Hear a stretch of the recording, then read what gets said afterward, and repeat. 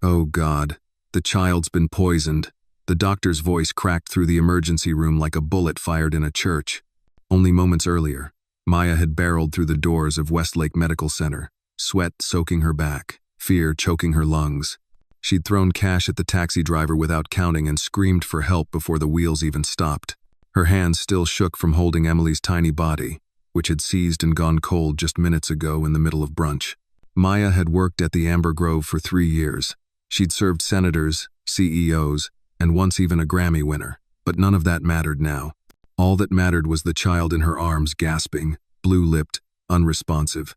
Now, as the word poisoned echoed from the doctor's mouth, Maya felt her knees wobble. Her throat closed. Poisoned? It didn't make sense. Emily had just been laughing, had just drawn a smiley face in jelly on her toast. The ER doors burst open again. Alexander Brooks stormed in like a hurricane made of rage and tailored wool, 6 feet of fury in a charcoal suit, tie crooked, his eyes black with disbelief. His security detail flanked him but dared not step ahead. And then he saw her, Maya, holding his daughter. He charged. "You filthy bitch," he shouted. "What did you do?" Before Maya could speak, his fist hit her face. She staggered, barely catching herself against a gurney. "Please, I didn't." Another blow landed on her shoulder, then her ribs. Sharp pain exploded through her side. Maya gasped. "You think you can touch my daughter with those hands?" Alexander roared. "You think someone like you belongs anywhere near her?" His hand struck again, open-palmed this time, across her cheek, leaving a welt. The security guards stood frozen. The nurses were too stunned to move. Maya sank to her knees, arms up. Her voice cracked in desperation. "Please, I swear I only helped. I didn't hurt her, please don't." Alexander kicked at her leg. "Liar, dirty liar. I should have known better than to let one of you near her." Maya was sobbing now, shielding her face, blood running from her lip. "I didn't poison her, I just wanted to save her. She was dying. I didn't think I just ran." "You want sympathy now?" Alexander sneered, voice like gravel. "Crawling and crying like a dog, that's what you are." "No, I'm not. Maya could barely breathe through the pain and humiliation. Suddenly, a blur of motion broke the moment. "Get off her, man," a deep voice shouted. Malcolm, Maya's coworker. A tall black man in a brown delivery jacket, breathless from running. He grabbed Alexander by the shoulder and yanked him backward. "She didn't do anything," Malcolm yelled. "She saved that girl. I was there. I saw her." Alexander wheeled around, eyes wild. "You think I care what you saw? You two planned this together?"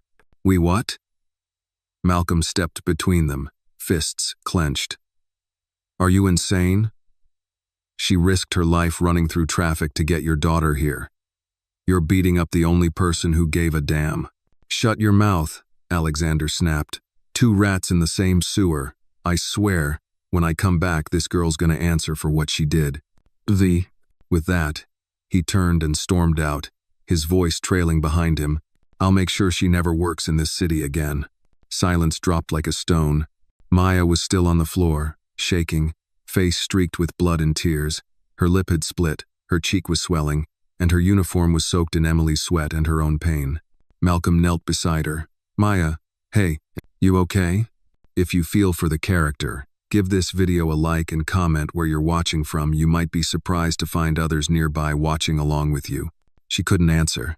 The only thing she could do was whisper, over and over. "I didn't hurt her.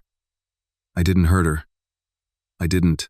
Malcolm held her, gently, like a brother would. He looked around at the ER staff, who were now trying to pretend they hadn't seen what they'd just witnessed. No one stopped him. No one helped. In the hallway, a nurse wheeled Emily through swinging doors, her tiny body hooked to monitors, still unconscious. The doctor followed, still holding the tox screen report in a trembling hand. Maya's head lifted slightly. "Poisoned," she murmured again. Her heart thundered in her ears. Why would anyone poison a 5-year-old? She didn't know the answer, but someone else intended to find out. Later that night, Malcolm stood in the alley behind the Amber Grove, phone to his ear, a notebook in hand. He had spent hours replaying every moment of that morning: who touched what, who came near Emily, who had access to her food. "I don't care if I have to check every damn delivery slip," he muttered. "Someone tried to hurt that little girl. and I'll be damned if they let Maya take the fall for it. On the other end of the line, his cousin Marcus, a freelance IT tech, agreed to pull security footage from the restaurant. "This ain't over," Malcolm said quietly, staring up at the Chicago skyline, jaw tight. Not by a long shot. He knew the truth was out there hiding behind white collars, locked doors, and press releases, and he was going to find it, no matter what it cost. The scent of antiseptic still clung to Maya's skin like shame she couldn't wash off. She sat stiffly on a narrow cot in the hospital's side room, bandaged and bruised, heart pounding like it hadn't gotten the message that the attack was over. Her hands trembled in her lap. Across the room, Malcolm paced like a panther in a cage, phone glued to his ear, laptop open on the tray table. He had skipped work, ignored texts. He only had one mission now: clear Maya's name, find the truth, make someone pay. He paused mid-step. "I got it," he muttered. Maya looked up, eyes rimmed red from tears and sleeplessness. Malcolm turned the screen toward her. Frozen on the footage was a face she recognized. "Wait, her name's Vanessa Cole," Malcolm said grimly. "Alexander Brooks's executive assistant. Been working for him 6 years. Trusted, discreet, never made waves." Maya's brows knitted. "She was there that morning?" Malcolm nodded. "Security cam from the alley. She entered the back of the restaurant through the employee entrance. No reason for her to be there, she's not part of the service staff." He clicked to the next still image. Vanessa, leaning into the prep counter. A small vial in her hand, slipping it into a pouch. Moments later, the same pouch found its way into Kara's apron, the waitress who delivered Emily's dish. Malcolm's voice turned steel hard. She used Kara to do her dirty work. Smart, layers of distance. But she got careless. Maya's stomach flipped. Why? Why would someone so close to him?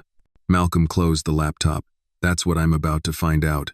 The Brooks Holdings skyscraper cut into the Chicago skyline like a glass dagger. Inside, Alexander Brooks stood with his back to the floor-to-ceiling window, whiskey glass in hand. The city below moved in orderly chaos, as it always had, but his world felt anything but. He hadn't slept. He couldn't. His daughter was still in ICU, and the image of Maya bloodied and shaking kept interrupting his thoughts like a ghost he didn't want to face. He had overreacted. Maybe even... No time for doubt. A sharp knock interrupted his spiral. Malcolm stepped inside, flanked by security. "Mr. Brooks," the guard announced. "This man insisted he had information about your daughter's case. Should we?" "I'll hear him," Alexander said, waving a hand. "Alone."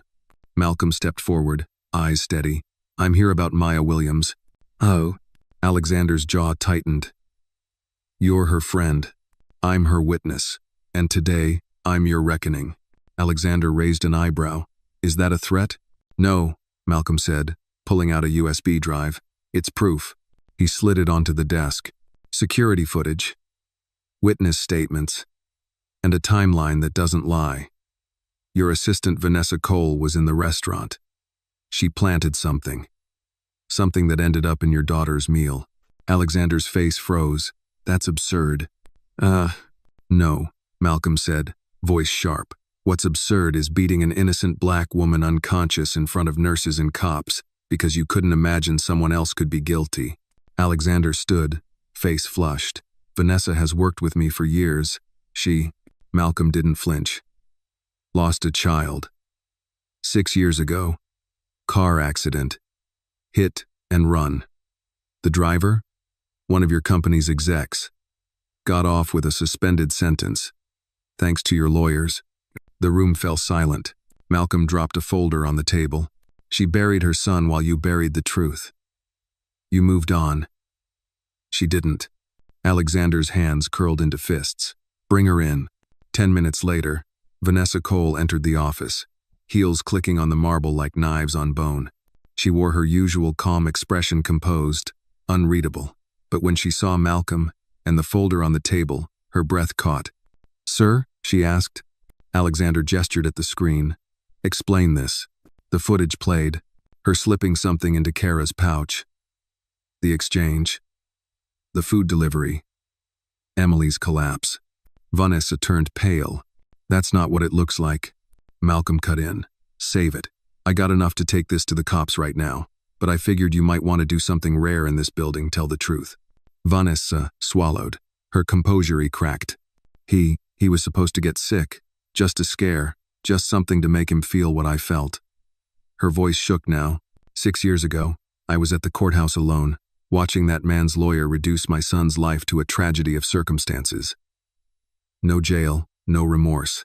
You stood there, stone-faced, like it was a business transaction. You took my boy. Alexander's face twisted. "So you tried to take mine?" "No," she said, eyes wide.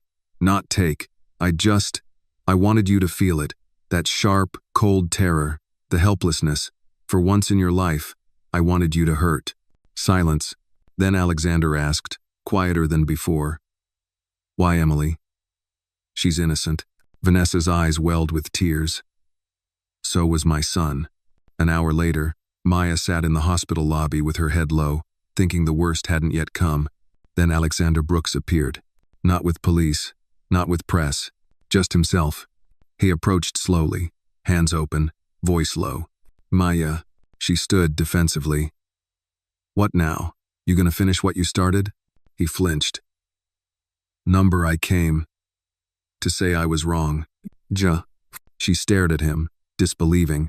"I believed the worst because I saw your skin before your heart," he said, voice strained. "And I nearly destroyed someone who saved my daughter." Maya swallowed hard. "You did destroy me." He nodded slowly. "Then let me start fixing it." She didn't say anything, just watched as he took out a card his lawyers and placed it on the table. "You're free, no charges. I'll make a statement publicly, and I'll pay whatever restitution is needed." "No." Maya didn't pick up the card. "Tell your daughter I hope she gets better," she said quietly. "And tell her I never stopped caring." Alexander nodded once, then left her there, in the lobby's stillness, where for the first time in days, Maya could finally breathe. Maya didn't go home that night. She couldn't. The walls of her apartment would only echo back the screams in her head, the sound of fists landing, of words that cut deeper than bruises. So instead, she stayed on the couch in Malcolm's sister's apartment, wrapped in an old quilt, watching the city lights flicker through the blinds. She hadn't spoken much since Alexander Brooks's apology. His words had been unexpected, quiet, strained, almost human. But the apology hadn't erased what happened. It hadn't erased the humiliation, or the blood. What did you say to a man who nearly broke you? At least Emily was stable now. That's what Malcolm had told her. The child would recover. Her body had flushed out the toxin, and the doctors believed there'd be no permanent damage. A miracle. And still, somewhere deep in Maya's chest, guilt simmered like coals that wouldn't cool. She'd held that little girl, had watched her tiny chest rise and fall like a wounded bird's, and she had been punished for trying to save her. Was this what it meant to be seen? The next morning, Maya woke to the smell of pancakes and the soft rhythm of jazz on the radio. Malcolm stood in the kitchen, flipping batter like a man who'd done it 1,000 Sundays. He didn't say good morning, didn't offer empty comfort, just slid a plate in front of her with syrup and butter and sat across the table. "You ever think about quitting?" he asked, not looking up. She stared at the food. "Quitting what?" "Life, this city, the fight." Maya pushed the syrup in slow circles. "Every day." He nodded. "Me too. But we don't." "No," she said softly. "We don't." Malcolm took a bite of pancake, chewed thoughtfully, then set his fork down. "I was thinking. This doesn't have to end with an apology." Maya looked up. "What do you mean?" "I mean, people saw what happened. There's footage, there's proof. You want to disappear, I'll understand. But if you want to speak, want to be heard, this is your chance." Maya's breath caught. The idea terrified her. "You want me to go on camera?" "I want you to take back your voice." She looked away. "I don't know if I have the strength for that." "You don't need strength," Malcolm said. "You need truth." Meanwhile, across town, Alexander Brooks sat in a glass-walled conference room, surrounded by silence. Vanessa Cole was gone, fired, disgraced. His lawyers were scrambling to prepare statements for the press. He hadn't touched his coffee. His phone buzzed. A message from his private PR team. Public pressure rising. Civil rights advocates demanding a statement. Maya Williams's name trending. He swiped away the message. Maya. He couldn't stop seeing her eyes when she looked at him after the attack. Not fear, not just pain. It was betrayal. She had risked everything for his daughter, and he had answered her with fists. What kind of man did that make him? Later that afternoon, Maya stood outside the Amber Grove. The restaurant was quiet now, closed for maintenance. A sign on the door rattled in the wind. She stared at the door for a long time. "I was proud to work here," she whispered, "even when I was just background noise." Malcolm stood beside her, arms crossed. "You weren't background. You were the only reason that place had soul." She didn't reply, just walked to the front steps, sat down, and pulled out a notepad from her bag. "What's that?" he asked. "My statement," she said. "I've been writing it all night." Malcolm's eyes softened. "You ready?" She looked up at him, the bruises on her face still fading, but her voice calm. "Not really," she said, "but I'm doing it anyway." The next day, Maya appeared on a local radio show for working-class voices in Chicago. The host, a middle-aged black woman named Dee, gave her space. No hard questions, just room to speak. Maya's voice trembled at first, but she pushed through. "I never thought someone like me would end up at the center of a headline," she said into the mic. "I'm not a celebrity. I'm not an activist. I serve food. I clean tables. I smile when people ignore me. But last week, I ran through traffic to save a little girl's life. I didn't think I just moved. I held her. I begged strangers for help. And when her father saw me, all he saw was my skin." The studio was silent. I was called names I won't repeat here. I was beaten. I was blamed. And I was innocent. But what hurts most isn't the bruises. It's knowing that even when we do everything right, they'll still find a reason to see us as the enemy. Dee leaned in. "And what do you want people to know now?" Maya took a breath. "That we're not invisible. That our pain matters. That sometimes the people who save your children look nothing like you, and maybe that's the point. Maybe healing starts with listening to the people you fear." The interview went viral. By evening, Number Justice for Maya was trending. Celebrities reposted her words. Civil rights leaders called for investigations. Donations poured into a GoFundMe account Malcolm had set up without telling her. Alexander Brooks released a formal video apology the next morning. Suit, tie, soft voice. "I failed, Maya Williams. I let fear and bias cloud my judgment, and for that, I am deeply sorry. It helped, but it didn't fix everything. Some scars heal, others stay as warnings." That night, Maya stood in Emily's hospital room for the first time since that awful day. The child was awake now, small and quiet, eyes filled with light again. "Maya," she whispered, smiling weakly. Maya's chest ached with emotion. "Hey, sweetheart."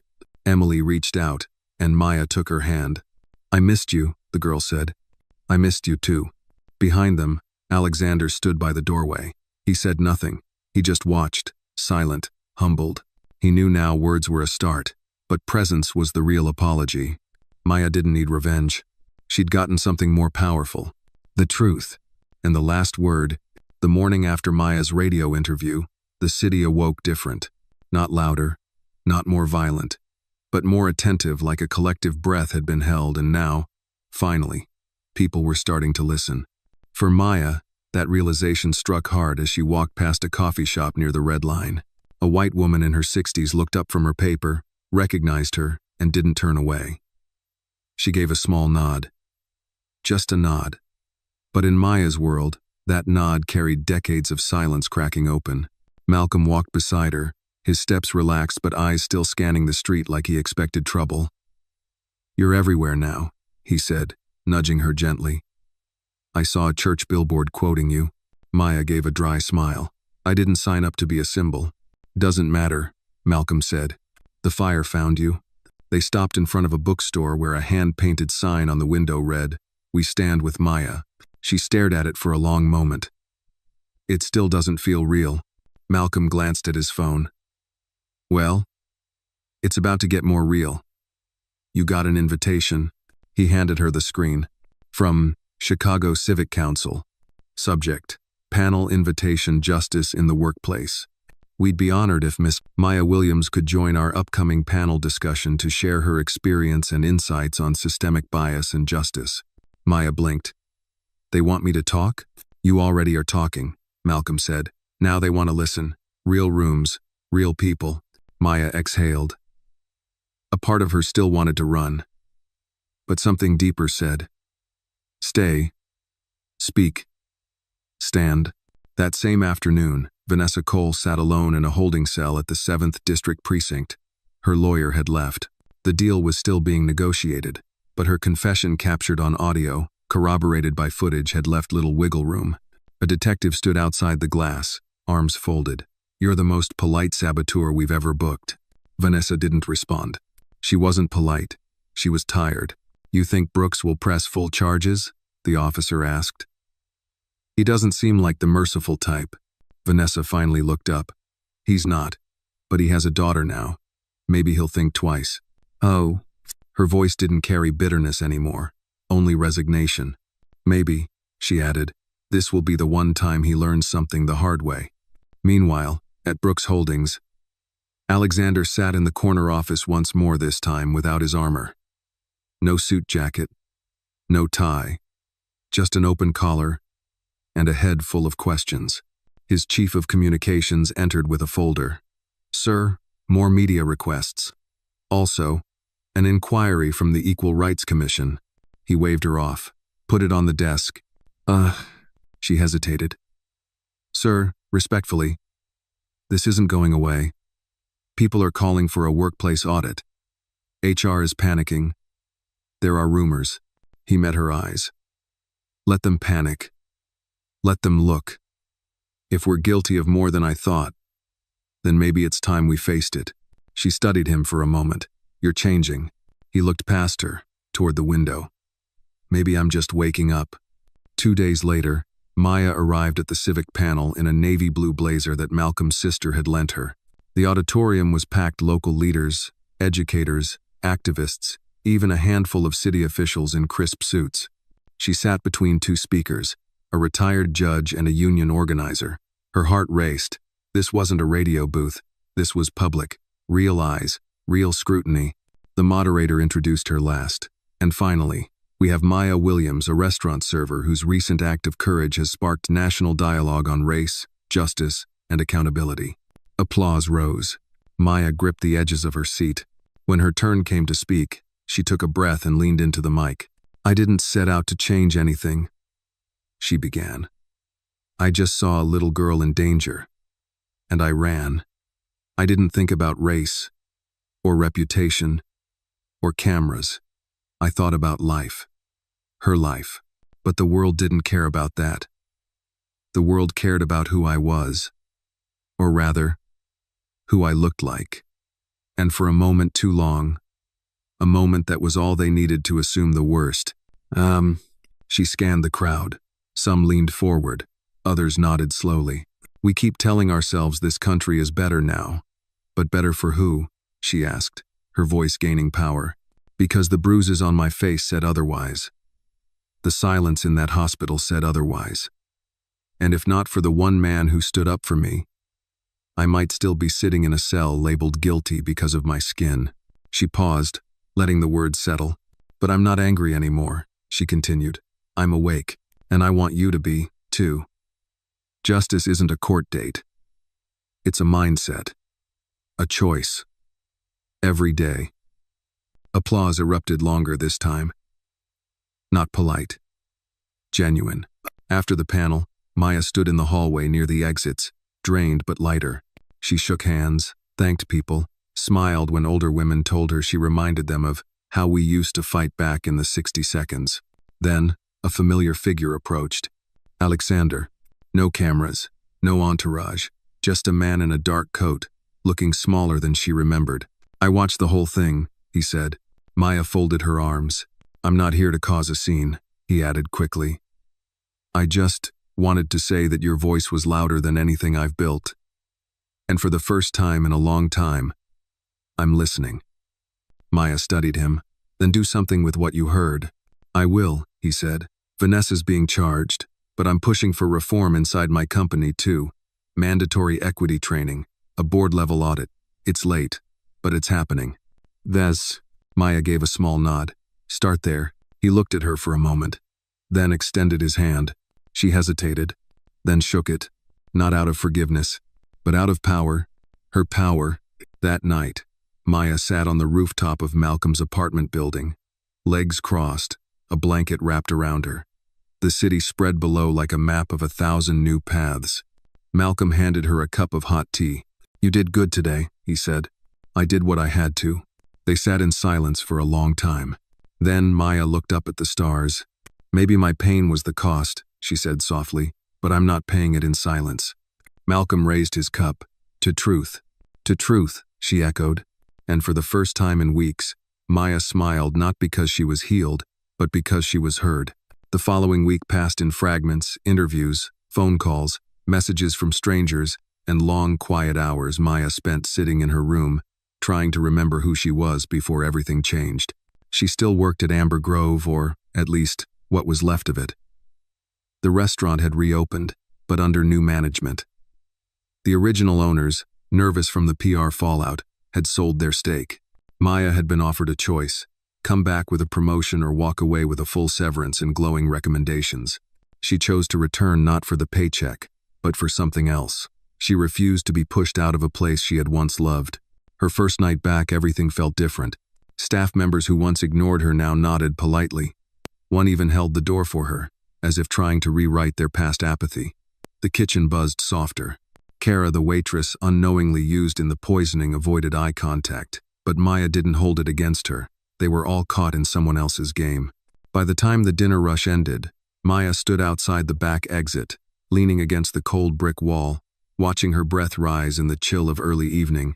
Malcolm stepped out beside her, hands in his pockets. "You holding up?" Maya shrugged. "It's strange. Being back feels like walking through a story that already ended." "It didn't end," Malcolm said. "It just turned a corner." She looked at him. "You're good at saying the right thing." He chuckled. I just know how to listen first." She smiled faintly, then her expression shifted, thoughtful. "You ever wonder if the world only hears us when something terrible happens?" "All the time," he said. "But maybe, sometimes that's how the door cracks open, just enough to push it wide." That same night, in a quiet suburb 30 minutes outside the city, Alexander Brooks tucked Emily into bed. Her cheeks were pink again. Her laughter had returned, soft and airy like a wind chime. She didn't remember the worst of it, just flashes, like bad dreams that couldn't quite settle into place. "Daddy?" she asked, looking up at him. "Yes, sweetheart? Are you still mad at Miss Maya?" Alexander blinked. "No," he said gently. "I was never mad at her. I just didn't understand what was happening." Emily nodded, small fingers gripping her blanket. She was nice. She was brave. Alexander felt a lump rise in his throat. "Yes," he said, "she was." And then, with the kind of simplicity only a child could offer, Emily whispered, "Then you should tell people that she saved me, too." Alexander leaned forward, kissed her forehead, and promised, "I will." The next morning, Maya received an unexpected delivery at the restaurant. It wasn't flowers or a press packet. It was a handwritten letter, tucked inside a navy blue envelope bearing the Brooks Holdings insignia. She opened it slowly. "Maya, words feel small compared to what you endured, but I need to offer them anyway. You saved my daughter. You stood in the fire while I added fuel. And still, you protected her. That is the measure of a person's character, not how they act when praised, but how they carry themselves when punished for doing right. I want the world to know the truth, not just about what happened, but about who you are. I've arranged for a community scholarship fund to be started in your name, focused on training and promoting hospitality workers of color into leadership. I hope it's a beginning, not redemption, just responsibility. A. B." Maya read it twice. She didn't cry. She just folded the letter, slipped it into her apron pocket, and went back to work. But beneath the surface, not everyone was ready to let go. That evening, Malcolm sat at his desk scrolling through social media when a message popped into his inbox. No name, just a username, Graywall, 773. It read, "You think the truth came out. You think the story's over, but you only saw what they let you see. The rot goes deeper. Dig further. Start with Vanessa's old email logs." She wasn't working alone. Malcolm stared at the screen, pulse quickening. He replied, "Who are you?" "What are you talking about?" But the account had already disappeared. He leaned back, mind spinning. The assistant had confessed. The story had settled. The apology had been made.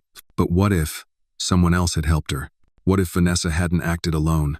Meanwhile, Maya closed the restaurant late that night and walked home through the quieter side of the city. The streets were wet with rain, shimmering under the street lamps. For the first time in a long time, she wasn't afraid of her footsteps. She passed a mural newly painted on the side of a community center. An abstract depiction of a woman standing tall amidst a storm of voices. No name on it. But Maya paused. It felt like a reflection, not of who she had been, but of who she was becoming. As she turned the corner toward her apartment, her phone buzzed. It was Malcolm. She answered. "Hey," he said. "I need to talk to you. Something's come up. I think this isn't over." Maya's breath caught. Of course it wasn't. Truth always left shadows behind. And someone, somewhere, still didn't want the light to shine too far.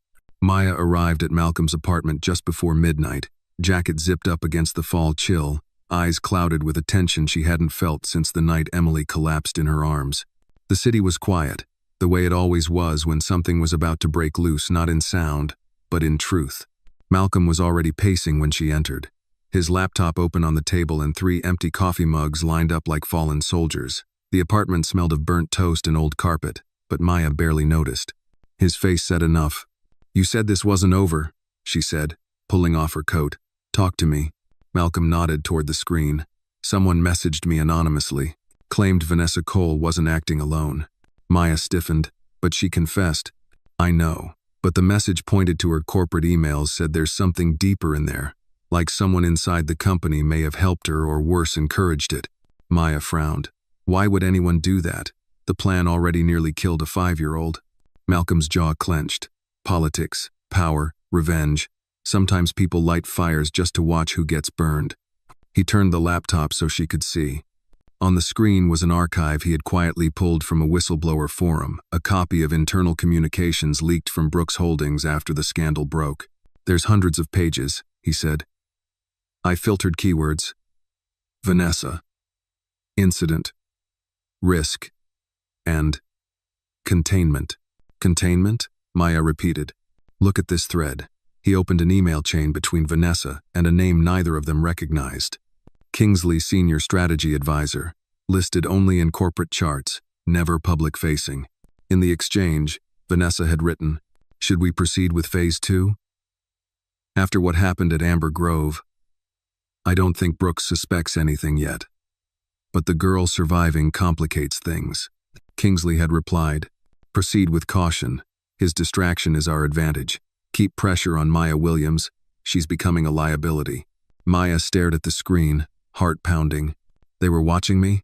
They were planning something else, Malcolm said. "Phase 2? Jesus," Maya whispered. "This goes way past me, way past Vanessa. And if they were willing to poison a child to trigger Brooks emotionally," Malcolm added, "what do you think they're willing to do to someone like you, someone who survived it and spoke up?" Maya slowly sat down, her hands trembling. Why would this Kingsley person target Brooks in the first place? What's the motive? Malcolm pulled up another file, an internal risk report labeled Confidential, Q3 Exposure and Leverage. In it was a breakdown of multiple lawsuits, hush agreements, and a proposed succession contingency plan that involved quietly forcing Brooks into early resignation due to emotional instability following a public scandal. Kingsley was engineering a takedown, Malcolm said. Vanessa was a pawn. You were the kindling. Maya stared at the screen, silent. And then, something in her eyes hardened. "They tried to ruin my life," she said, "but what they really feared was my voice." The next morning, Maya stood outside a federal building downtown. Coat buttoned tight, hair tied back, face calm but resolute. Malcolm stood beside her, holding a flash drive like it was a grenade. They walked past security, up to the 4th floor, and into an office with a plaque that read, Office of Corporate Ethics and Investigations. They had an appointment. An agent greeted them, late 40s, black woman, firm handshake, sharp eyes. "Miss Williams, Mr. Carter, come in."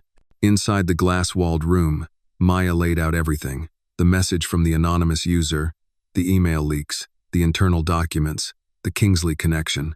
Malcolm supplied the drive. The agent took notes without interruption. When Maya finished, she looked the woman in the eye. "I'm not coming here for revenge. I want to know if the system that failed me is willing to fix itself." The agent nodded slowly. "We'll open a case." "And Miss Williams?" "Yes. If what you're saying is true, you're not just a witness now." Maya nodded. "I understand. You're a whistleblower." That night, news began to circulate. Another investigation, but this time, it wasn't about what Maya had done. It was about what had been done to her. Alexander Brooks watched the report from his penthouse apartment. Whiskey untouched on the table beside him. His daughter was asleep. His company, it seemed, was under siege again, but from within. And somehow, the woman he once tried to destroy was now the one pulling the thread on the truth. He leaned back in his chair, eyes closed. He thought about Maya, her quiet strength, her refusal to disappear, and for the first time in a long time, he wasn't angry. He was ashamed. 3 days later, a manila envelope arrived at Malcolm's apartment. No return address. Inside, printed photographs. One showed Vanessa Cole speaking with D. Kingsley in a downtown parking garage timestamped 2 weeks before the Amber Grove incident. Another showed Kingsley entering a building marked Carlyle Strategy Group, a consultancy known for political sabotage and crisis engineering. At the bottom of the envelope was a note. "You open the door, now kick it in. Graywall, 773. Malcolm handed the photos to Maya. She stared at them, then at him. "We're not safe, are we?" "No," he said.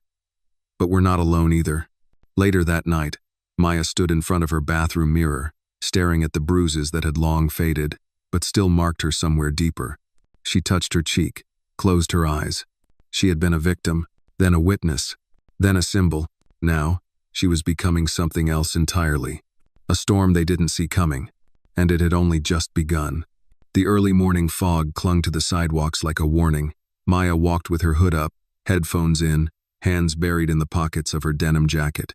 The world around her was beginning to shift. She could feel it in the way strangers looked longer than they used to, in how doors opened for her now, but with hesitation, like people weren't sure if they admired her or feared the storm following in her wake.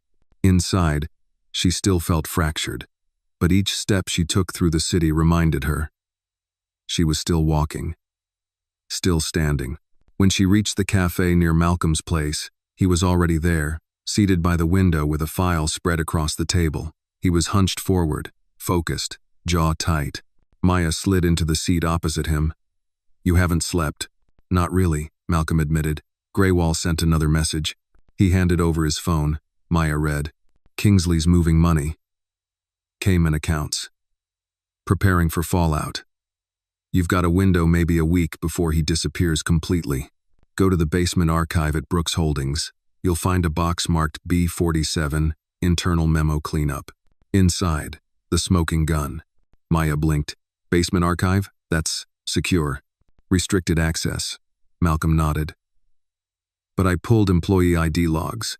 Guess who has clearance?" "Don't say me." "No," he smirked. "Me, I used to do freelance it for one of Brooks's satellite offices. I still have a ghost-level badge never revoked." Maya stared. "You're telling me we break into a corporate archive?"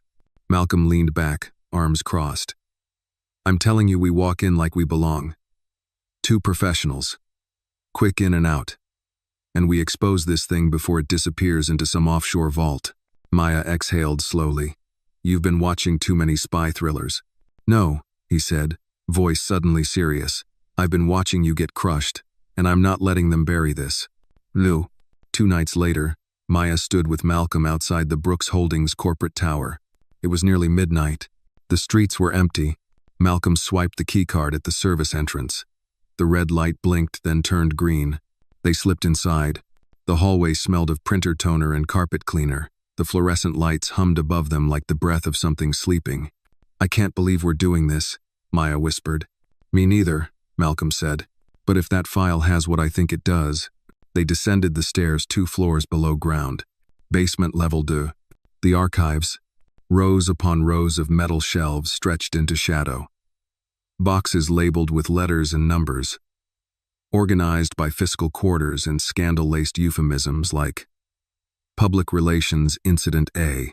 Malcolm scanned the rows. There, he pointed, B47. Maya followed him down the aisle, heart racing. The box was wedged between dusty files. Malcolm pulled it free and opened it on a table. Inside, dozens of documents. One envelope caught Maya's eye. She opened it and froze. "Malcolm," she said, voice low, "look at this." It was a memo dated 8 months ago. Subject: Narrative Control Measures. Employee Exposure. It detailed a planned strategy to neutralize employees deemed reputational risks. It listed several names, 2 of which Maya recognized as former co-workers who had suddenly vanished. One was a single mother, the other a line cook who had tried to unionize. Maya's name was at the bottom of the list. Next to it, high emotional leverage. Use controlled incident to discredit and remove. Malcolm stared at the page, rage rising in his eyes. "They planned to ruin you before the poisoning." "This wasn't an accident," Maya whispered. "They wanted me gone." She pulled out another file. This one included payment logs from a consulting firm, Carlyle Strategy Group, the same place Kingsley was linked to. Payments listed as Crisis Orchestration, Tier 2. "I need to get these to the Ethics Commission," Maya said. "Now." But as they turned to leave, they heard it. A click, then a voice behind them. "You shouldn't be here." They turned slowly. Kingsley stood at the end of the aisle, flanked by a private security guard. A looked calm, too calm. "I admire the initiative," he said. "Really, I do. But you're walking into a game you don't understand." Maya held the file to her chest. "I understand more than enough." Kingsley stepped forward. "You think you'll leak that to the press? Make me the villain? You're just another angry employee with a vendetta. And your friend?"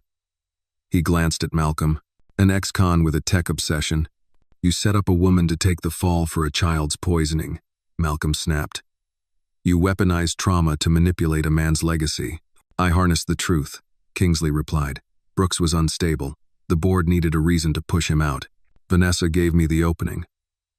Her rage was authentic. "I simply helped direct it." "You destroyed lives," Maya said. "I guided outcomes," Kingsley corrected. "Don't confuse the two." Maya took a step forward, holding the file out. "This ends tonight." Kingsley smirked. "Number it doesn't." He gave a subtle nod to the guard who reached into his jacket. Maya's heart leapt, but before he could draw, a second figure emerged from the shadows behind Kingsley. Alexander Brooks. "Put the gun away," he said. Everyone froze. Alexander's face was grim. "I've been listening for 5 minutes." Kingsley turned shocked. I came to find answers," Brooks said. "I found betrayal." He looked at Maya. "I had a gut feeling. Something didn't sit right. I followed it. I didn't expect to find you here, but I'm glad I did." He turned back to Kingsley. "You're done." Kingsley's voice sharpened. "You don't have that power anymore." Alexander stepped forward. "Maybe not, but she does." He looked at Maya. "She's the one people believe now." And in that moment, Maya understood. The truth wasn't in her hands, it was hers. And no one could take it back. Not anymore. The police arrived 17 minutes later. Kingsley was handcuffed with a clenched jaw and silent eyes. His private security man, once so eager to draw a weapon, now sat on the ground, hands behind his head, looking anywhere but at Maya. Maya stood off to the side, arms still wrapped around the file folder like it was an infant in need of protection. Her breath was shallow. She hadn't realized how tight her chest was until the flashing red and blue lights had filled the basement and replaced the cold hum of fluorescent bulbs with something human, something real. Alexander Brooks hadn't said much since confronting Kingsley. He simply stood, shoulders squared, eyes cold. The kind of cold that came from shame, not anger. One of the officers approached Maya. "Ma'am, would you be willing to give a statement?" Maya nodded. "Yes, I'll give you everything." Malcolm leaned against a shelf nearby, eyes still darting, adrenaline refusing to settle. "They were going to make you disappear," he muttered. "Like you were a glitch in the program." Maya didn't respond. She didn't have to, because now, the program was crashing. By sunrise, headlines were already hitting the local news. Whistleblower breaks corporate cover-up, attempted sabotage at Brooks Holdings exposed. Former advisor arrested in plot involving child poisoning scandal. Maya Williams, the voice that wouldn't stay silent. The story spread faster than even Maya imagined. Within 24 hours, the Department of Justice announced it was opening a broader inquiry into private consulting firms and corporate interference in workplace retaliation. Carlyle Strategy Group's website went dark. Anonymous sources leaked that Kingsley had operated similar containment operations for other high-profile clients, none of whom were commenting now. Maya watched the coverage from Malcolm's living room, feet tucked under her, hands curled around a chipped coffee mug that never seemed to get warm enough. She didn't feel like a hero. She felt exhausted. "You're not used to the noise, are you?" Malcolm asked, settling next to her. Maya shook her head. "I'm used to being invisible. Now everyone's watching, and I keep thinking, what if I mess it up?" "You didn't mess up," he said. "You survived." "No.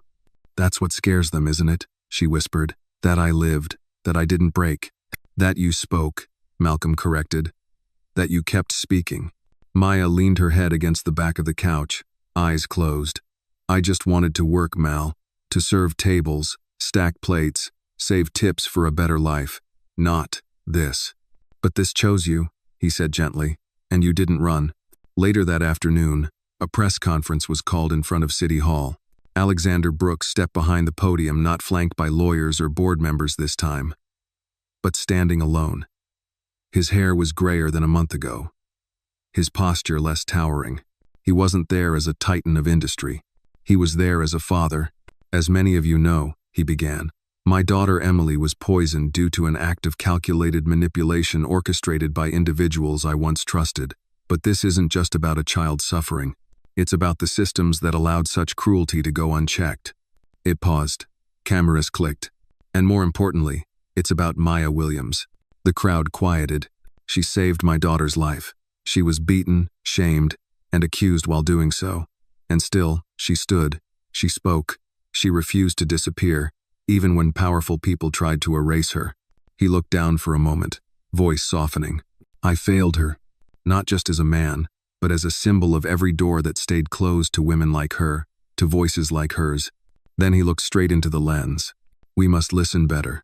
We must believe faster. And we must protect those brave enough to stand when silence is easier." That night, Maya returned home alone for the first time in weeks. Her apartment smelled faintly of lavender and dust, like it had waited patiently for her to return. She took off her coat, turned on the lamp, and stood in the center of the room just breathing. The old calendar on her wall still read the month before everything happened.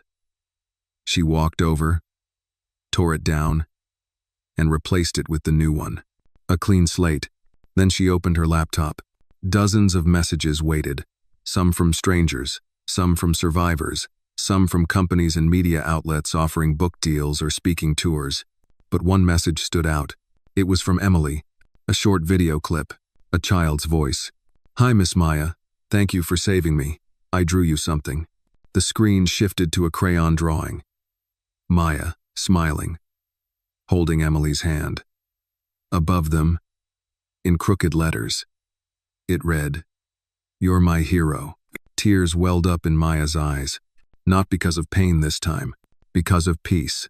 The following morning, Maya met with her new attorney, an older black woman named Clarissa Lewis, whose reputation for suing billionaires was the stuff of legend in Chicago's legal circles.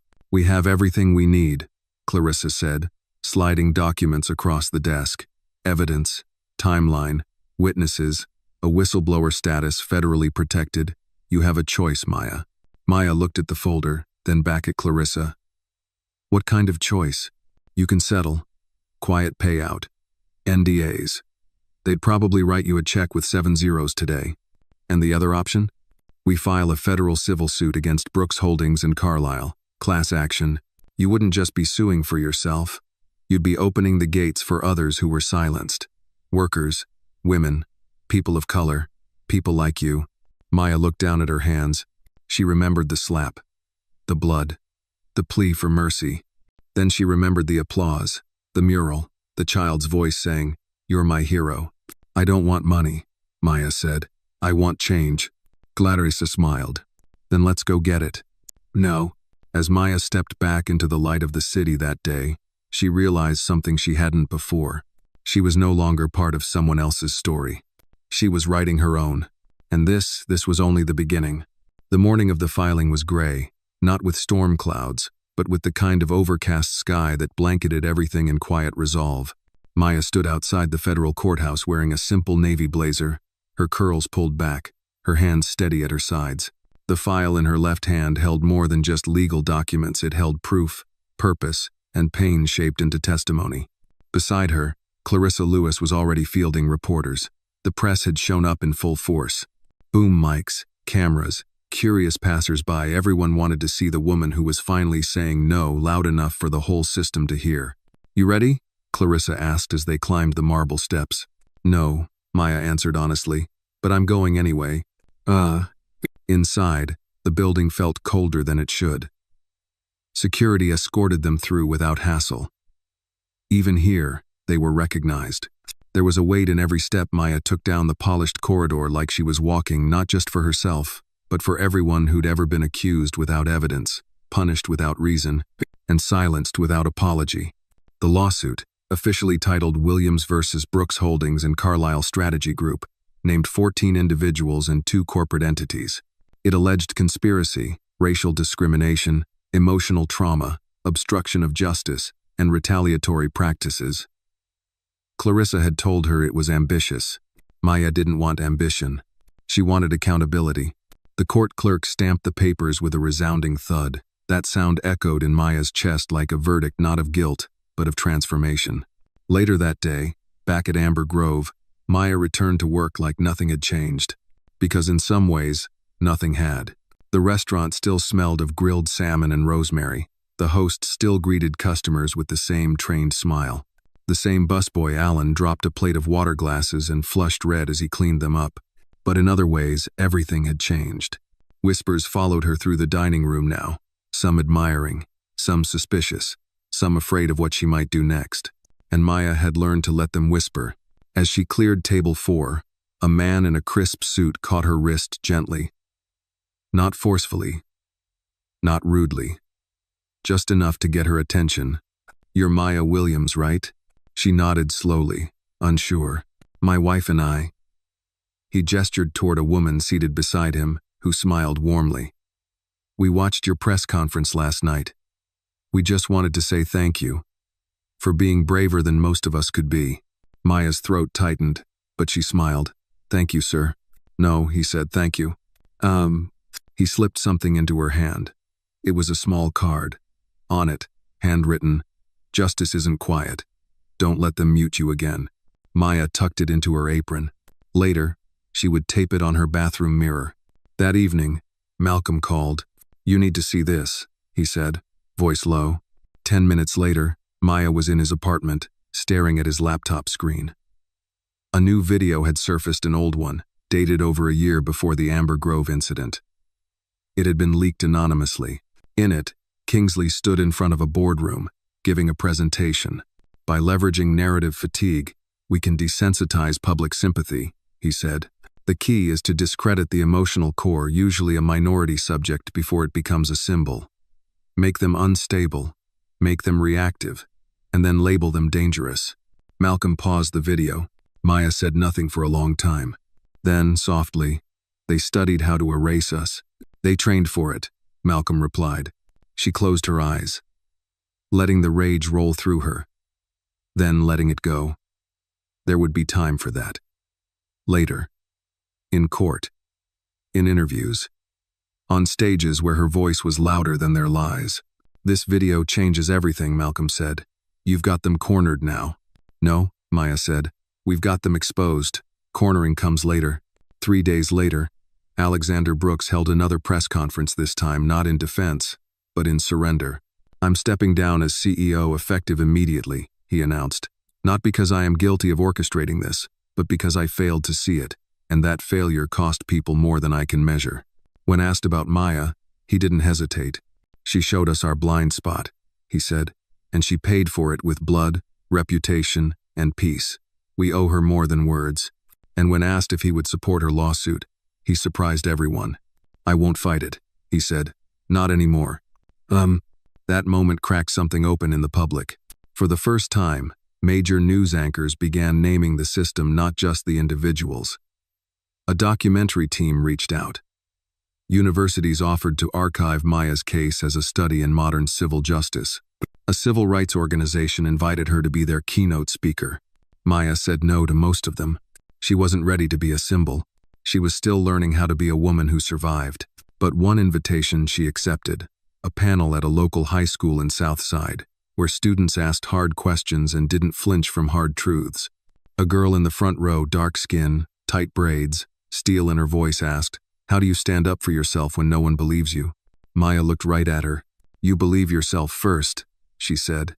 "Then you make noise until the world has no choice but to hear you." The girl didn't smile. She just nodded. That was enough. That night, Maya walked alone again. Same streets, same wind. But this time, she didn't look over her shoulder. Her phone buzzed. A text from Clarissa. "They're requesting settlement talks. This means they're scared." Another text came seconds later from Malcolm. Graywall messaged again. "They say there's one final piece left. Something buried. You ready?" Maya stopped in the middle of the sidewalk. The city pulsed around her. She typed back, "I was born ready." The email came at 3:17 a.m. Malcolm's alert pinged once soft, barely loud enough to stir him from the couch where he'd fallen asleep with his laptop on his chest. The subject line was simple, but unmistakable.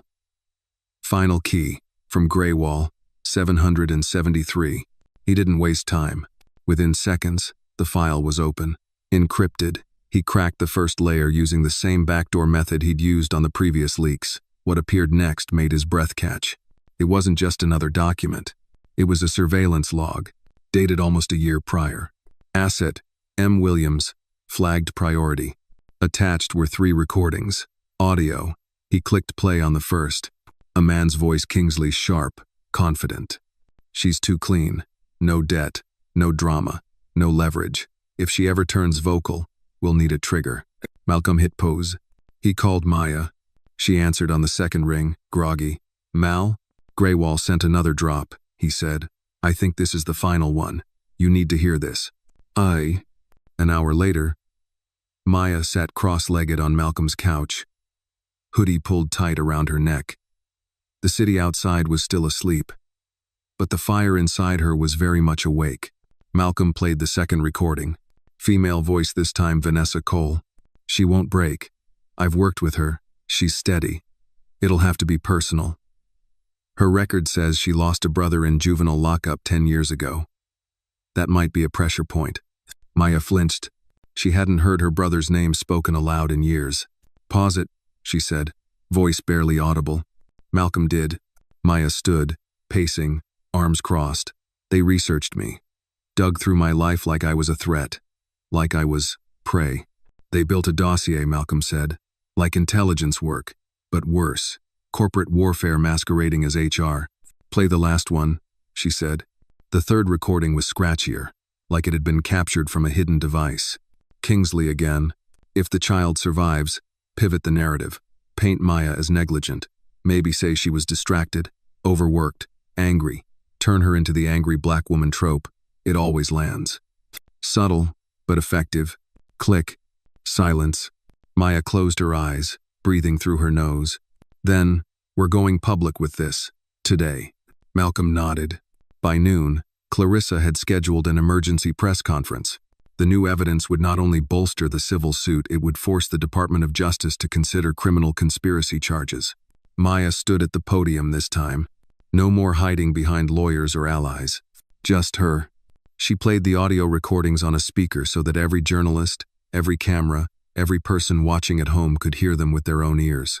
When it ended, she stepped forward. "This is what power sounds like when it thinks you'll never talk back," she said. Cameras clicked. Microphones leaned closer. "But I am talking back. And I'm not the only one. They studied me. Stalked me. Designed a trap for me. And still, I survived. Not because I'm special, but because I refused to believe their version of who I was." Her voice wavered, but didn't break. "They thought they could reduce me to a headline. But I'm not a headline. I'm a warning. And I'm not going away." The fallout came fast. By evening, The DOJ confirmed it was expanding the investigation to include not only Brooks Holdings and Carlyle, but 3 other Fortune 500 companies linked to similar tactics. Kingsley's lawyer withdrew from the case. Vanessa, from her prison cell, released a written statement. "I was used, but I let myself be. I was angry, and they gave me a direction. I own my part, but they trained me how to be cruel." Maya read that part twice. It didn't absolve Vanessa, but it confirmed what she'd suspected all along. This wasn't just a story about one woman's pain. It was a pattern. The next day, Alexander Brooks showed up unannounced at Amber Grove. He wasn't in a suit, just a sweater, jeans, a man who had learned the price of silence. Maya stepped out from the kitchen, unsure at first. Staff turned their heads, unsure whether to keep working or hold their breath. "I won't stay long," Brooks said quietly. "I just wanted to give you this." He handed her a leather-bound folder. Inside were notarized documents. He cleared his throat. "One of the board's final acts before my resignation was the establishment of a fund in your name. Not just scholarships, but legal defense support for whistleblowers, frontline workers, people who risk everything just to do the right thing." Maya looked down at the folder, then back at him. "I don't need charity," she said. "It's not charity," Brooks replied. "It's debt." "Oh." They stood in silence for a moment. Then Brooks added, "And I hope you'll consider joining the board that oversees it." Maya raised an eyebrow. "You want me on your board?" "No," he said. "I want you to build one. I just opened the door." That night, Maya sat on her apartment floor, surrounded by papers, clippings, letters from supporters, and notes scribbled on napkins. She thought about power, about how it worked, about how it hid. Then she thought about what it would mean to shine a light into the places people were told not to look. She pulled out a blank sheet of paper. At the top, she wrote, "The Justice Kitchen Initiative, a foundation for those who serve not just food, but truth." She stared at the words until her eyes burned. Then she smiled. She would build something that lasted longer than noise, something they couldn't unhear. 2 months later, the Justice Kitchen Initiative launched quietly, no flashing lights, no celebrity endorsements, no overproduced commercials. Just a modest website, a grassroots campaign, and Maya's voice, clear and resolute in the mission statement. "We stand with those who were never meant to be seen. We fight for those who were told to serve without question, endure without answer, and disappear without justice." Within a week, the inbox was overflowing. Stories. So many stories. A woman in Georgia fired for filing a harassment complaint. A janitor in Detroit, whose hours were cut after speaking out about safety violations. A cafeteria worker in Oregon whose son had been wrongly arrested after she reported a manager's racial slur. Every message pulsed with pain, but beneath it all, there was something else, a hunger. Not for vengeance, for validation, for someone to say, "You're not crazy, you're not alone." Maya read every message, some twice, but one email stopped her cold. From Denise M. Subject, "We need to talk." Message, "I used to work at Carlyle. I was in logistics, not strategy, but I saw things, heard things. They made me sign papers when I left. But I kept copies. If you're building something real, I want in. I don't want this poison passed to my daughter." Maya forwarded it to Clarissa and Malcolm. Within the hour, Denise was on a video call, face blurred, voice shaking. She spoke for 42 minutes. By the end, Maya had a new piece to the puzzle. Carlyle had been running a second operation, not just targeting internal employees, but journalists, independent watchdogs, and labor organizers. It wasn't just about silencing the voices inside. It was about making sure the outside world never heard the truth at all. Maya met Clarissa at a quiet diner just outside downtown. One of those places with cracked vinyl booths and waitresses who called you honorable. "NZU, we can't handle this in civil court anymore," Clarissa said, pushing a folder across the table. "This is racketeering, obstruction, federal-level conspiracy. I've drafted a letter to the FBI's Public Corruption Unit." Maya looked at the folder, then at Clarissa. "Do it." Clarissa paused, fingers still resting on the folder. "You're about to walk into deeper waters. This isn't just a courtroom anymore. You're going after people who've hidden their crimes under layers of wealth, North Dakota and political donations for years. Maya didn't flinch. Good, let's drag them into the light. The press caught wind within 48 hours. The phrase, whistleblower, led federal probe, exploded across social media and major outlets. Maya's name was trending again, this time attached to phrases like civic hero and modern Aaron Brockovich. She ignored most of it. Praise was just another form of noise. But the threats came, too. Emails, DMs, handwritten letters slid under her apartment door. One simply read, "You'll regret this." She reported everything. Clarissa tightened security. Malcolm installed cameras and changed her digital footprint. Still, Maya didn't stop.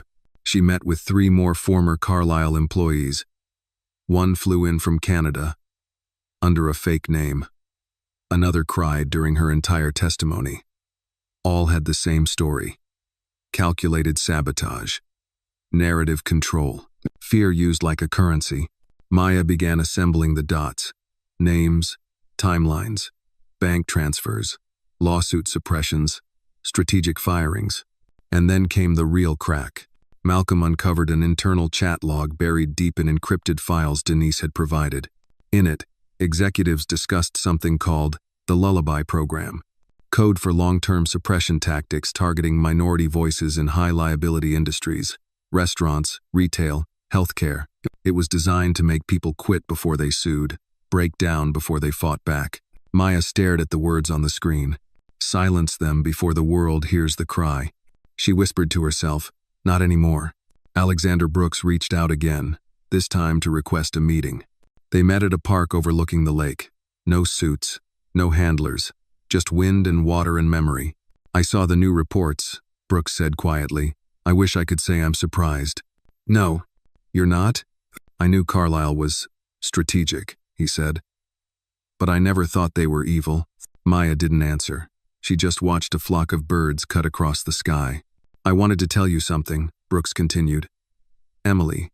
She asks about you often." Maya turned. That name still tightened her chest in the best and worst ways. "She's in therapy now," Brooks added. "Getting better, stronger.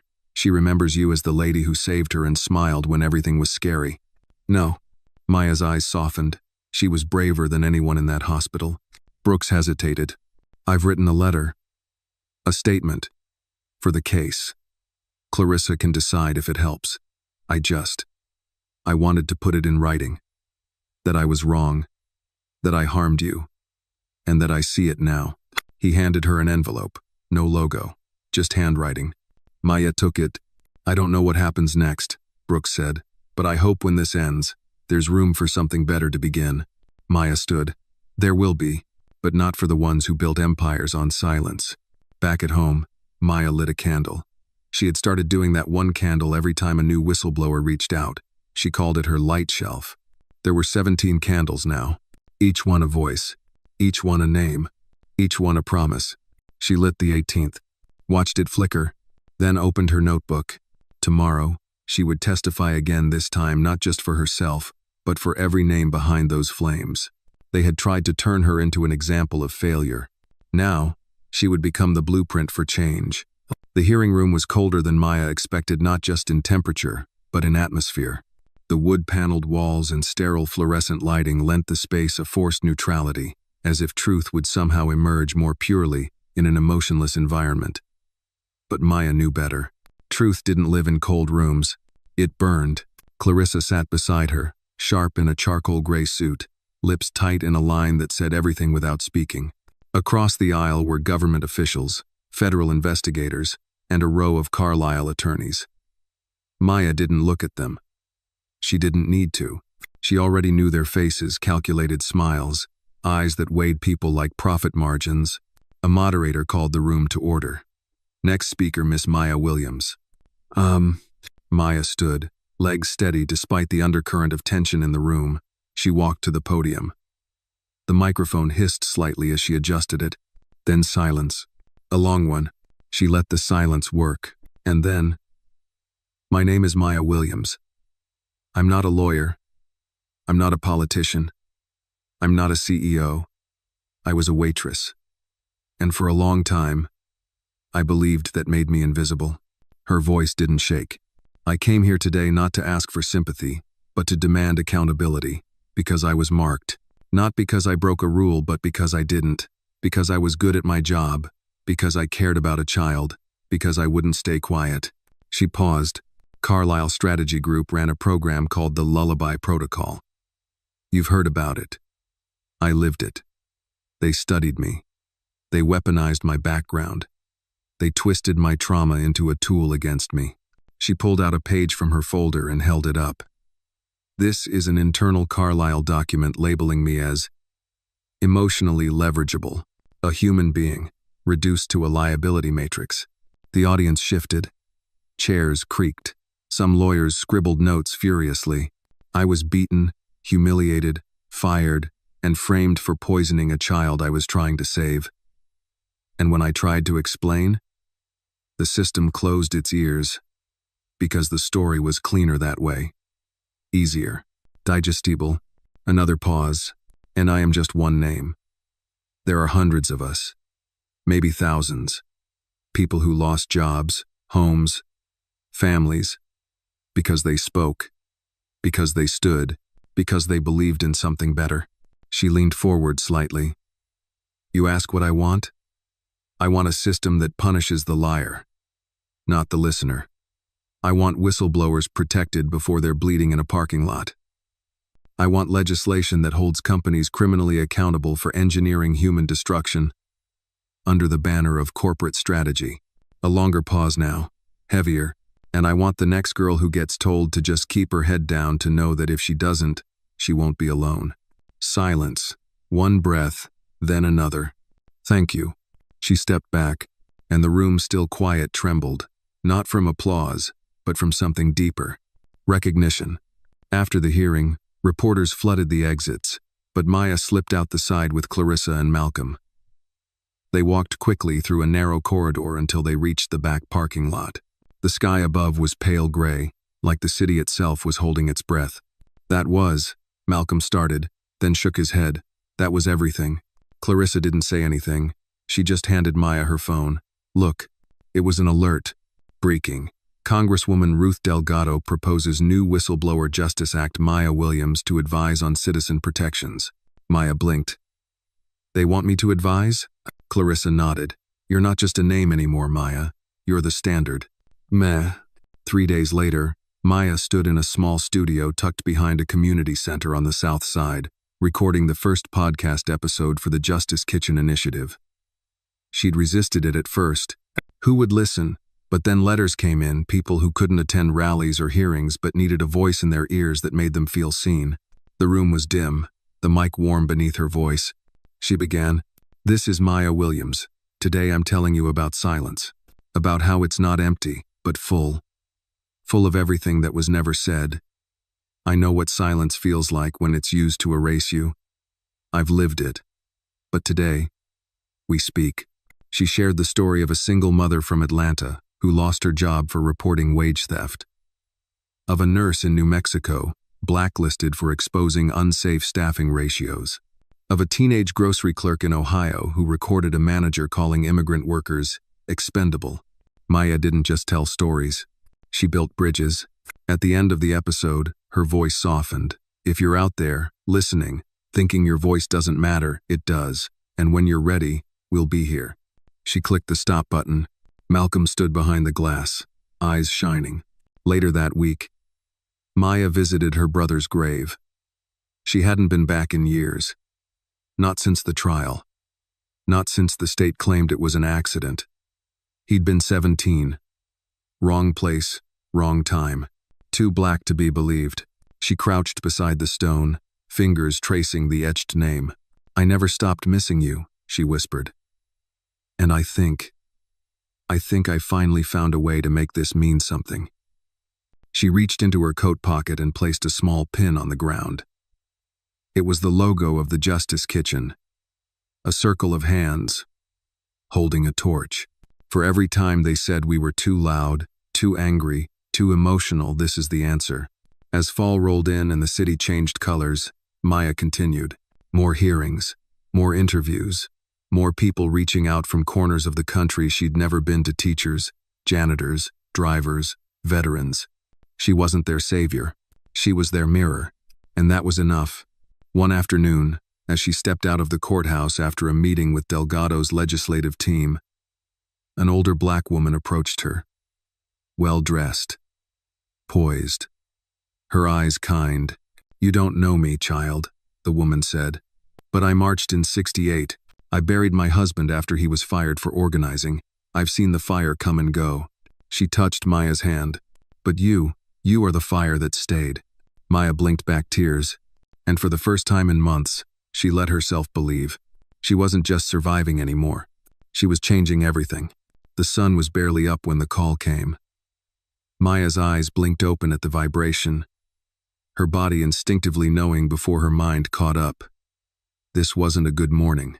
It was Clarissa. "Maya." The voice on the line said sharp, no greeting. "Someone tried to break into our records room last night." Maya sat upright. "Where?" "At the foundation office. They disabled the building's cameras, but they didn't get in. The new security system held." "Was anything taken?" "Not yet. But this wasn't a petty thief. This was precision." Maya exhaled, the air catching in her throat. "What about the whistleblower files?" "Encrypted off-site," Clarissa replied. "They never touched the server." "But Maya, someone's getting desperate." Maya glanced across her apartment. Her desk was still piled with letters, affidavits, and evidence. But now it all felt fragile. Like one breath, one spark, and the work could vanish. "I'll be there in an hour," she said. The Justice Kitchen headquarters, once a quiet community hub, was now under federal protection. After the hearings and press, the space had turned into a living archive of modern resistance. But this break-in changed the air. Maya walked in to find Malcolm already reviewing security logs. He looked up, tension in his face. "This wasn't amateurs," he said. "They knew what they were looking for. They didn't come for cash, equipment, or noise. They wanted to find the list." Maya nodded. "The witnesses?"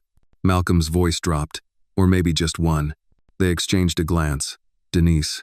She was scheduled to testify before the Federal Oversight Committee in 6 days. Her documents, her recordings, her first-hand account of Carlisle's systems were the final nail.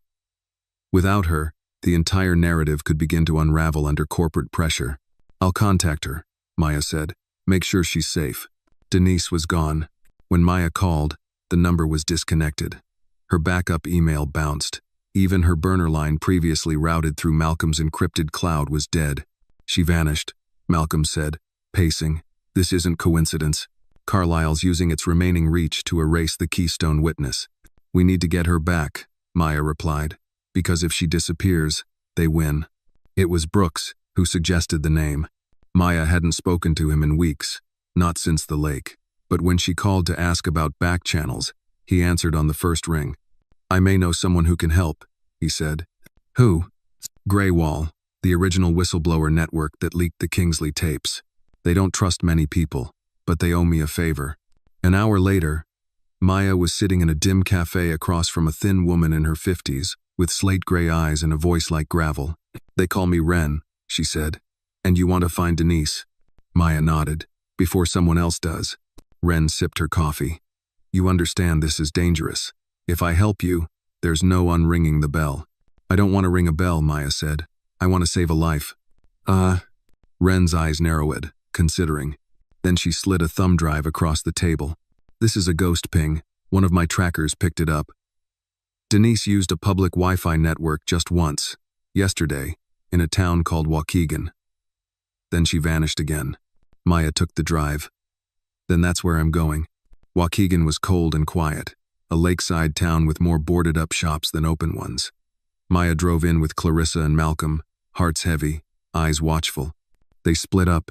Maya walked the old streets, her coat pulled tight, Denise's photo on her phone. She showed it to clerks, gas station attendants, even a janitor sweeping a church parking lot.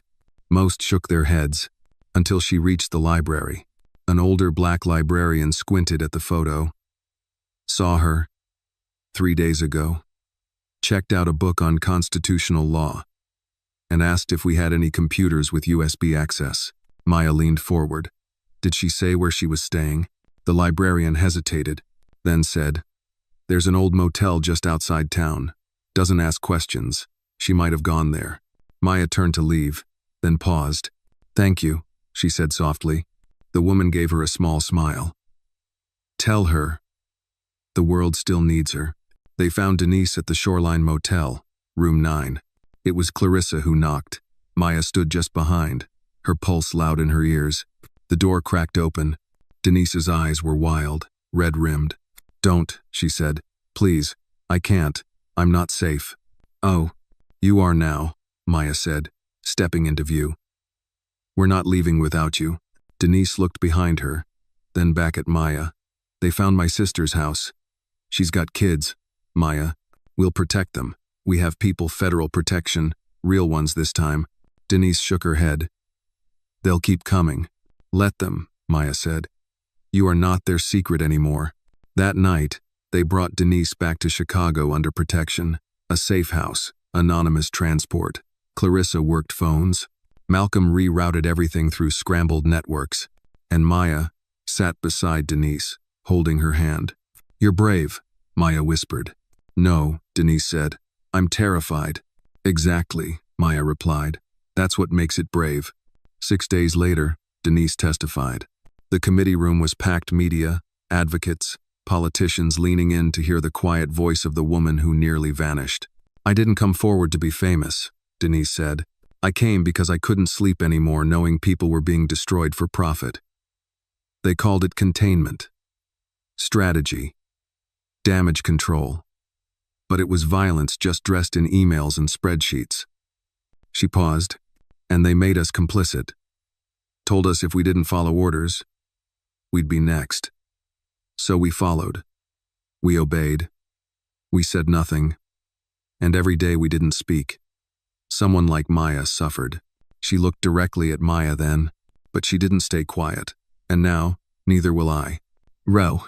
Outside the hearing room, Maya stood in the cold again, heart full, eyes burning. Malcolm stepped beside her. "You did it." Maya shook her head. "We did it." Clarissa joined them. DOJ's pressing charges, multiple executives, maybe Kingsley, too. A long silence. Then Maya said, "It's not over yet." "No," Clarissa agreed, "but it's turning." Maya looked out across the city. They had lit a match in a dark room, and the smoke was finally showing the shape of everything that had been hidden. The night after Denise's testimony, Maya couldn't sleep. She sat on her apartment floor, cross-legged beside the flickering candle she had lit for Denise, the 19th flame on her light shelf. But this one, somehow, felt different. It burned brighter, steadier, like it knew something the others didn't. Maya stared into the flame, letting the silence wrap around her like a worn coat.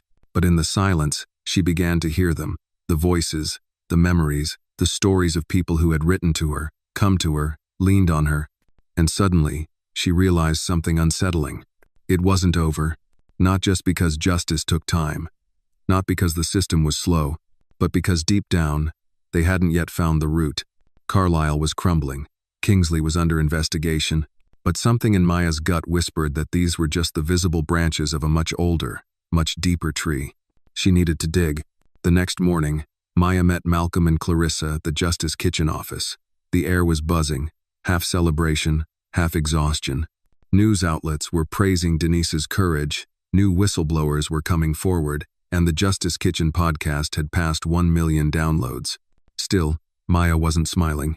"There's something we missed," she said, standing at the war table lined with charts, photos, pins, and thread. Clarissa sipped her coffee. "Missed what?" "We've been following the path Carlisle left behind," Maya said. "Chasing files, names, breadcrumbs. But what if Carlisle wasn't the origin?" Malcolm raised an eyebrow. "You think there's a parent company?" "Not just a parent company," Maya said. "An umbrella." She tapped a file on the table. "Remember the Lullaby program?"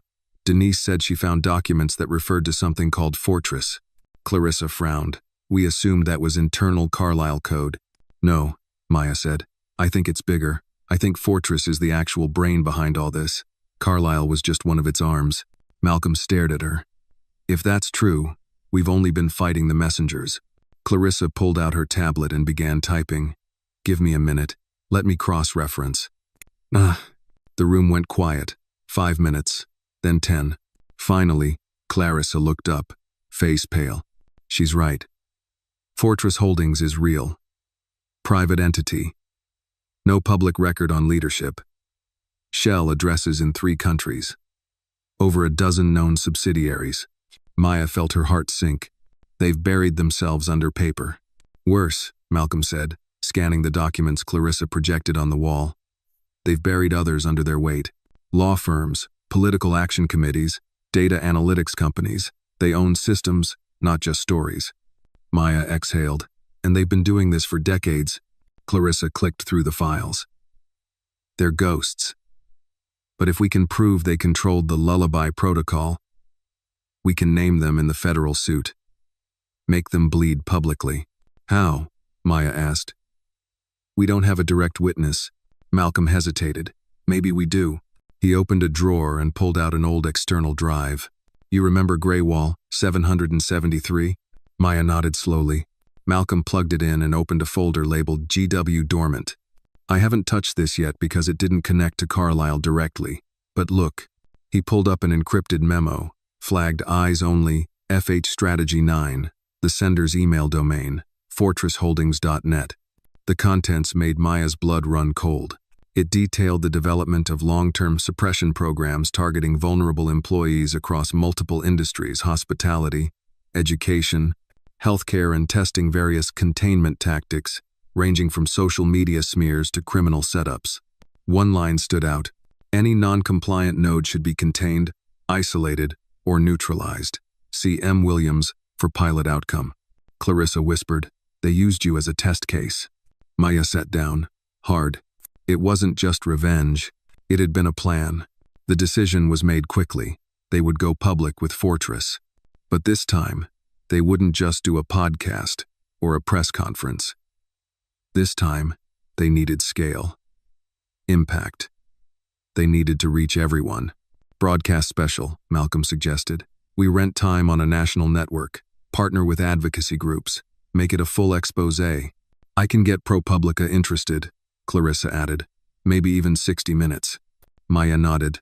Do it. But deep in her chest, she felt the shift. This wasn't just resistance anymore. This was war. That night, she sat alone in the Justice Kitchen office. Everyone had gone home.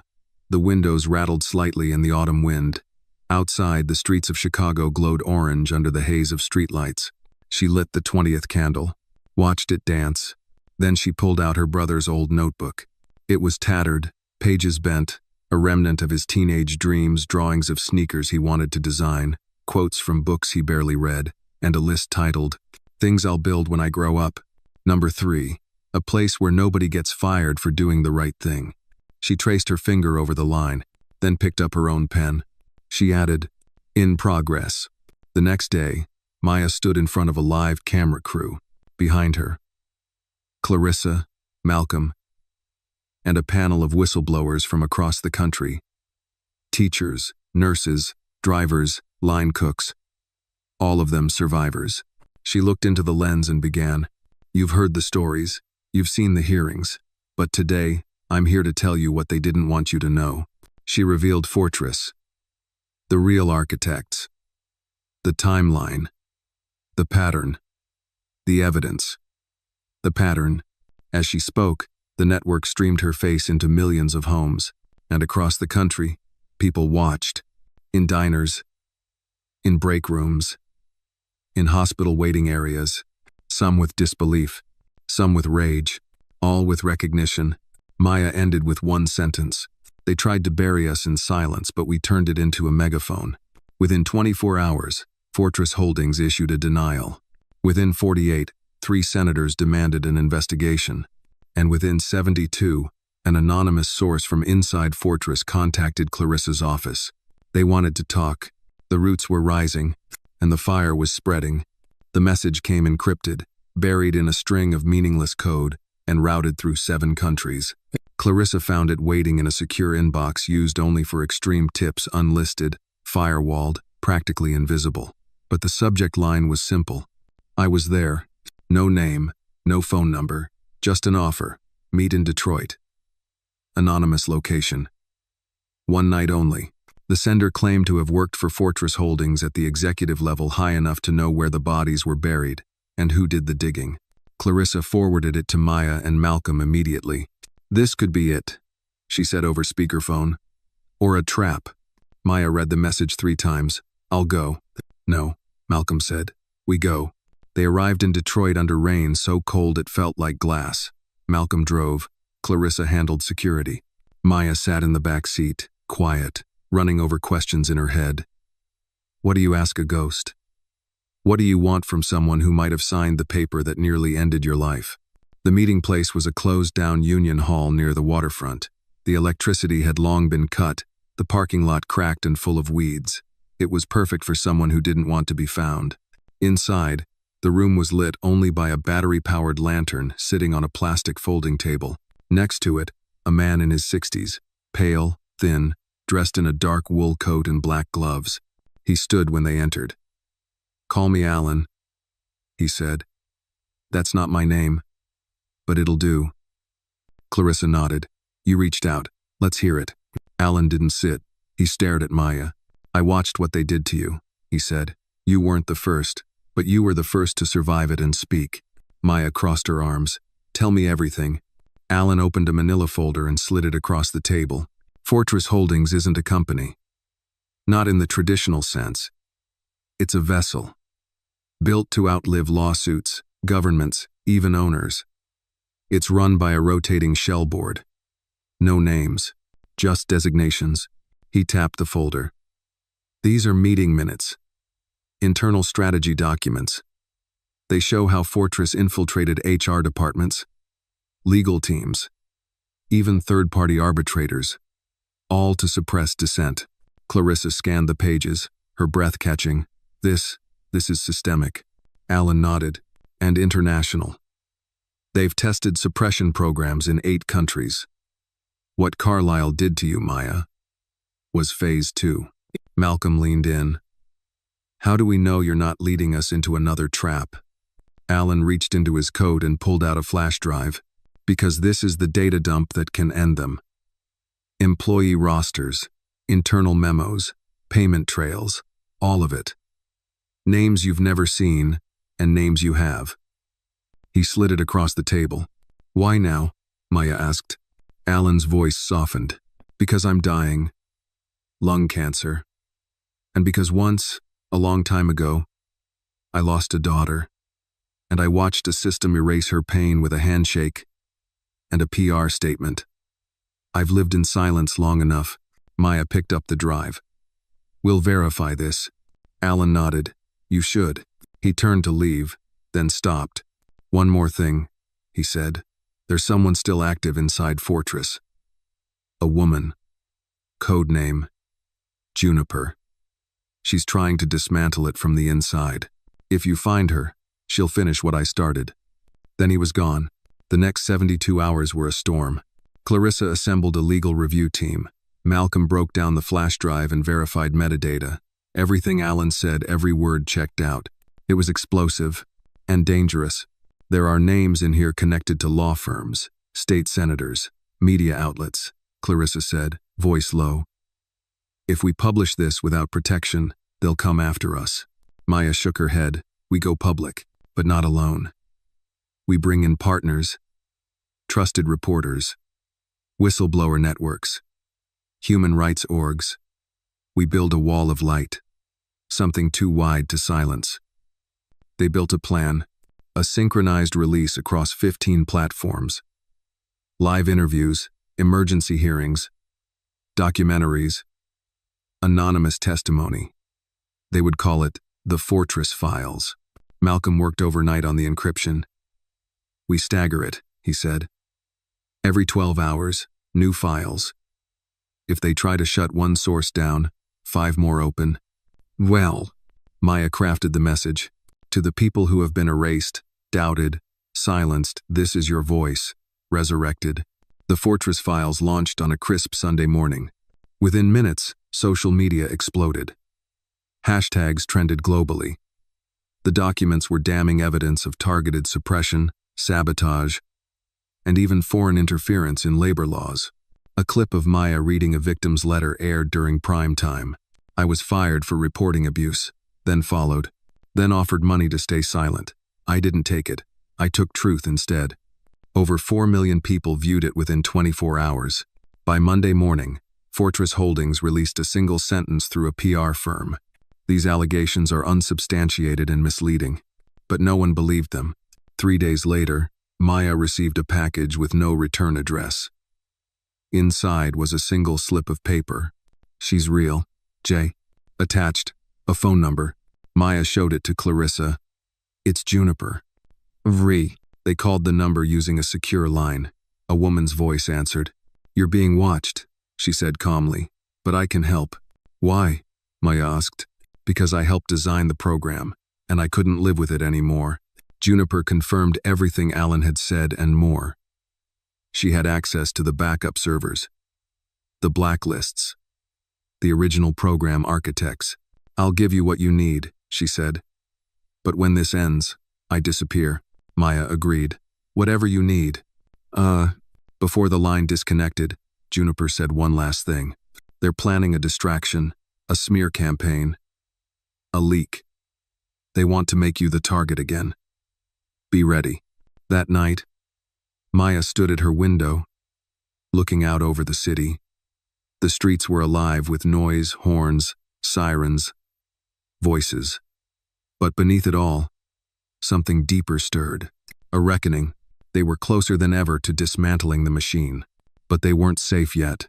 Maya turned off the lights, lit the 21st candle, and whispered into the dark, "We are not afraid."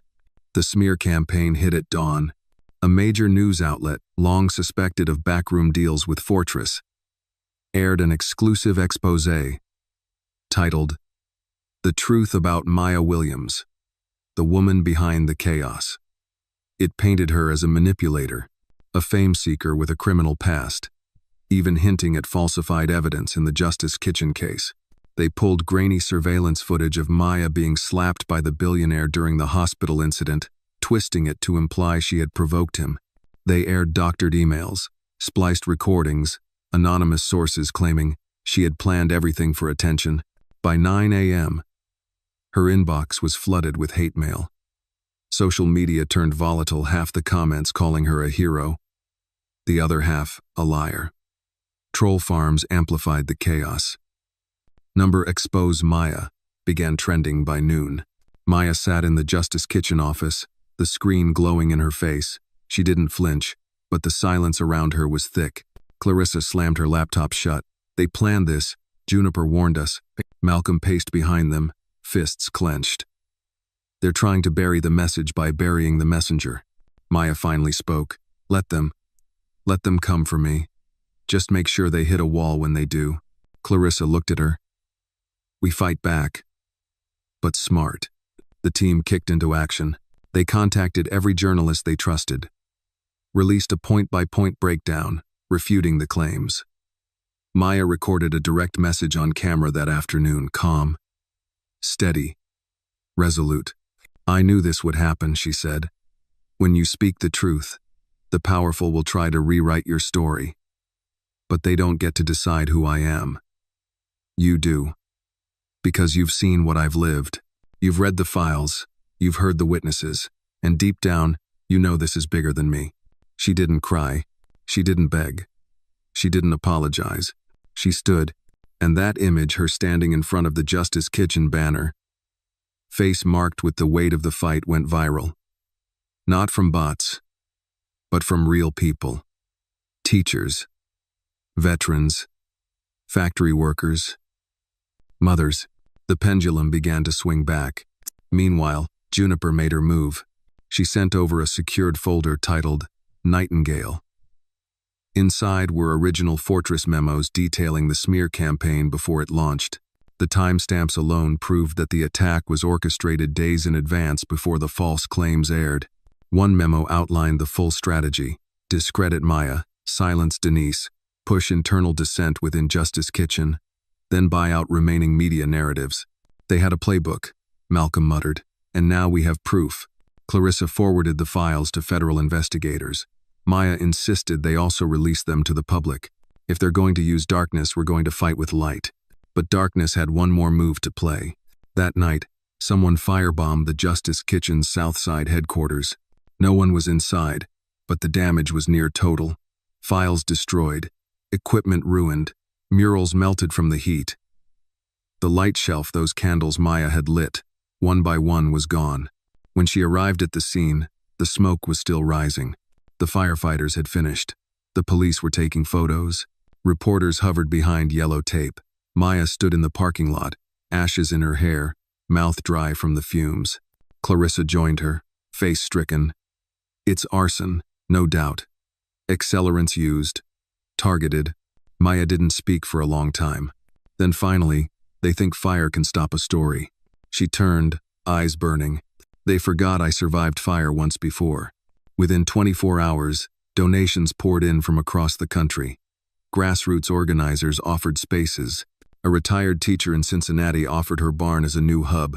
A librarian in Texas sent 1,000 blank journals for the stories yet to be told. A group of welders from Detroit pledged to rebuild the mural wall by hand. Justice Kitchen wasn't dead. It was rising. That weekend, Maya stood in the charred ruins of the old building, surrounded by volunteers in boots and gloves. Malcolm directed hardware deliveries. Clarissa took calls from donors and media. Maya walked to where the light shelf used to stand. She bent down and picked up a single piece of blackened wood. Then she looked to the crowd and said, "We're going to light the candles again, not just here but in every city where truth was burned." It wasn't just a promise. It was a movement. The following week, Juniper contacted them again, this time with a warning. "There's a leak," she said. "Fortress has someone inside the federal investigation team, a high-level contact. That's how they're staying ahead." Clarissa frowned. "We've been feeding information right into their hands." Maya's mind raced. "Then we need a decoy. Give them something to chase." They crafted a fake memo, a fabricated final release of files that would supposedly drop Friday at noon. Malcolm made it look real. They planted it in the usual channels. Then they watched. By Friday morning, Fortress lawyers had filed injunctions, tried to freeze digital servers, even accused Maya of cybercrimes. It was all caught in public view, and it was all false. Meanwhile, the real final drop, titled "Ashes That Speak," released quietly from dozens of decentralized servers around the globe. It was the full Fortress archive. Every document, every plan, every cover-up. The truth outpaced the lie. By the end of the day, federal prosecutors announced formal charges against 3 Fortress executives and launched a task force to dismantle its shell operations. The head of the Oversight Committee issued a statement. "This is no longer a whistleblower story.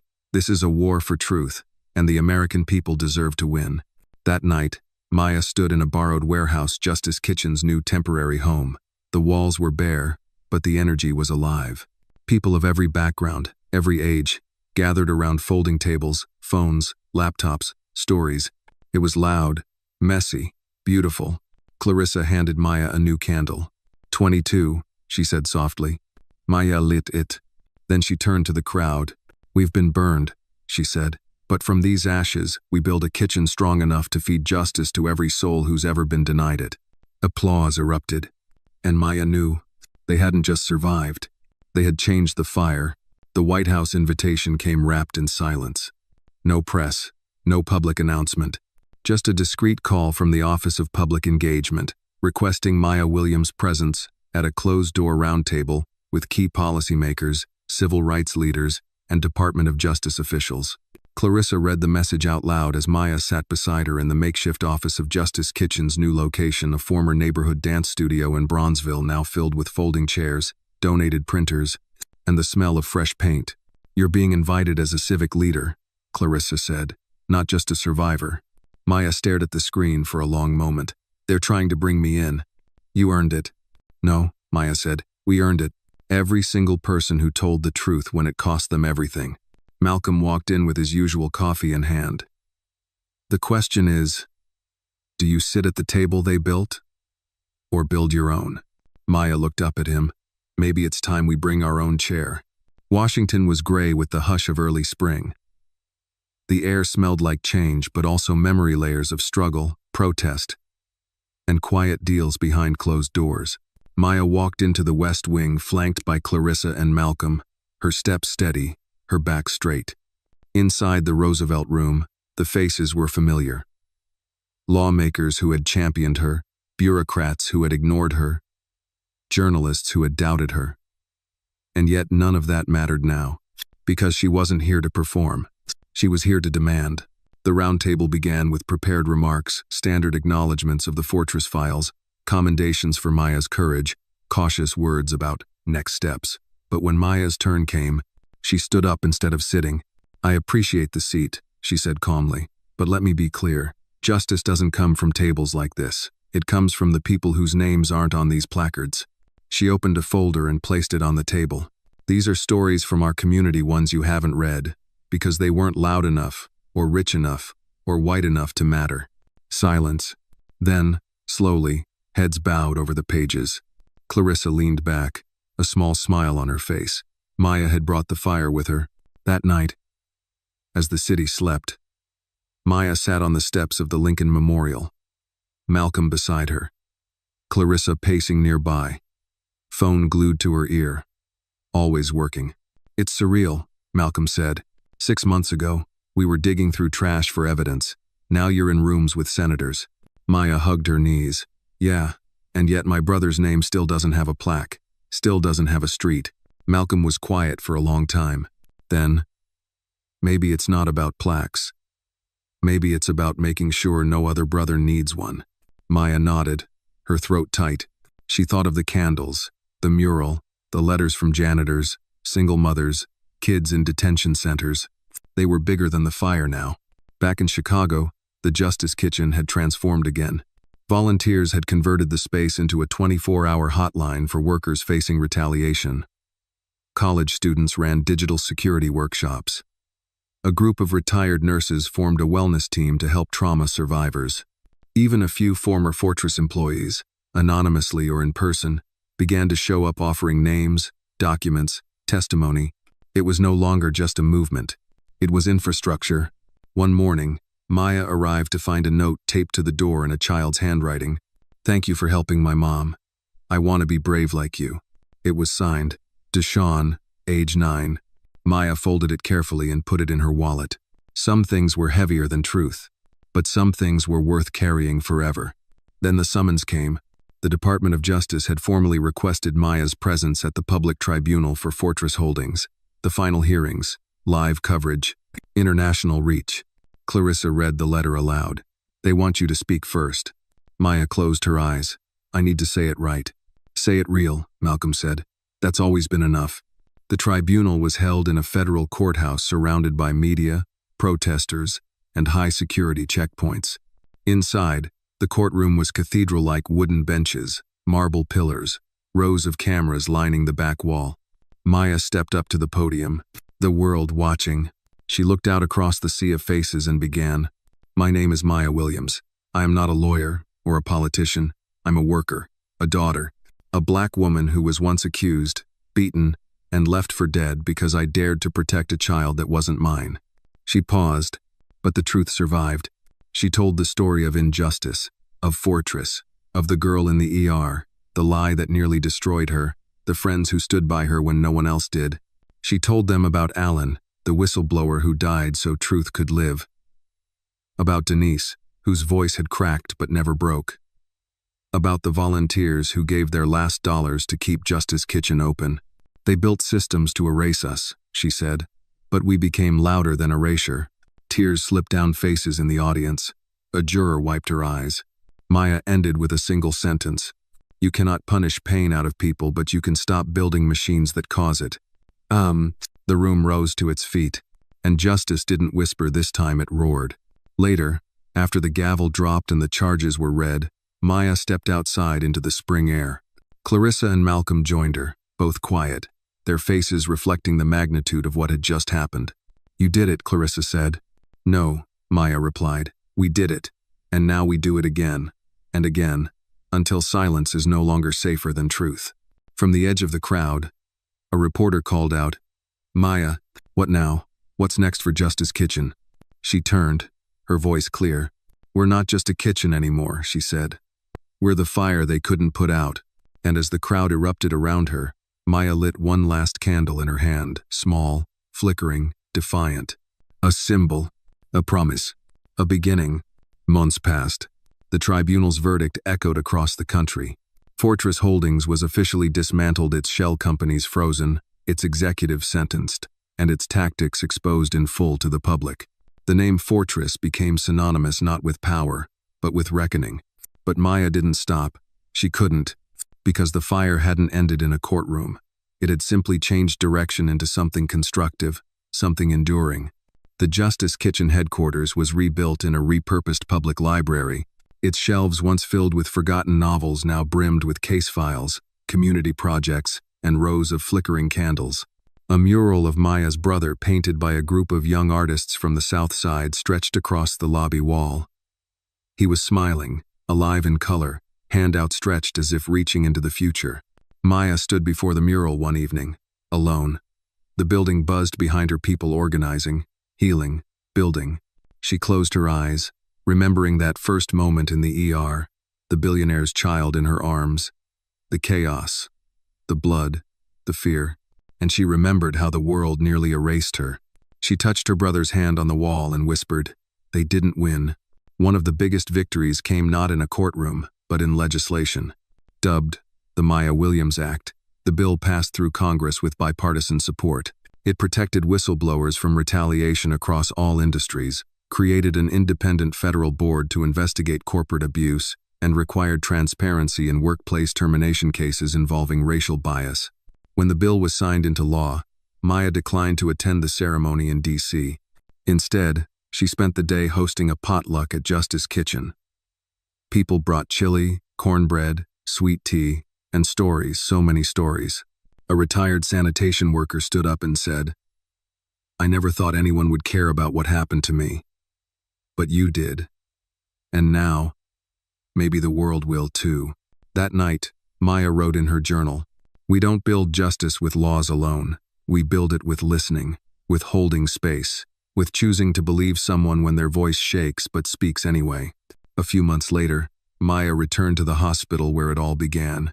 The ER room where she'd held the billionaire's poisoned daughter had been renovated. It looked brighter, cleaner, but the memories still lived in the corners. The nurse on duty recognized her. "You saved that little girl," she said, eyes wide. "You're her." Maya offered a soft smile. "I'm just someone who didn't walk away." She left a bouquet at the nurse's station with a note. "Thank you for believing in strangers. It saves lives." That summer, Justice Kitchen launched its first national chapter in Atlanta. Maya flew in for the opening and stood before a crowd of 300 community members, local leaders, and students. She spoke not as a victim, not even as a hero, but as a neighbor. "I'm not here because I'm stronger than you," she said. "I'm here because enough people held me up when I couldn't stand on my own. That's what Justice Kitchen is, a place to hold each other up, until the world learns how." Oh, the audience rose to their feet, and in that moment, Maya saw it. Not just the city, or the crowd, or the candlelight vigil they'd planned that evening. She saw the ripple, how one voice, nearly crushed, could become 1,000 voices echoing through classrooms, courtrooms, street corners, and news broadcasts. And how truth, once lit, refused to go out. Malcolm stepped down from day-to-day operations to return to his first love, teaching. He became a guest lecturer on ethics and resistance at a community college. On his last day, he handed Maya a thick folder of new applicants. Students who wanted to intern, help, be part of something bigger. "I'm not leaving," he said. "I'm just planting new roots." Clarissa accepted a position at a major investigative nonprofit but stayed on as Justice Kitchen's senior advisor.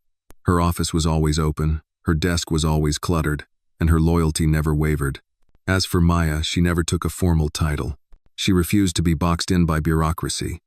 She remained what she always was, a listener, a spark, a witness. One crisp fall evening, she sat in the rebuilt light room, an entire space now devoted to the candles. Each flame represented a story, a life, a moment that had once been nearly erased. There were now 123 candles. Maya lit a new one. Number 124. Then she opened the letter that had arrived in the mail that morning. It was handwritten, from the billionaire. His name, once a symbol of cruelty in her story, now carried a weightier texture, complicated, human, repentant. He wrote, "I don't expect forgiveness, but I've started a scholarship in your name for young black women pursuing law and public health, because one saved my daughter, and the other saved my soul." Maya folded the letter gently. Some fires burned everything, some forged gold. Outside, it began to snow. Maya stepped onto the sidewalk, her coat wrapped tightly, her breath visible. Across the street, a young woman waved at her, a recent hire, barely 21, wearing a Justice Kitchen hoodie and carrying a stack of flyers for an upcoming voter registration drive. "Miss Williams," she called. "Want to join us?" Maya grinned. Always. She crossed the street, slipping into the laughter, the movement, the purpose. The snow dusted her hair, and the city glowed with its own quiet fire. She was no longer running from the past. She was walking into the future, one candle at a time.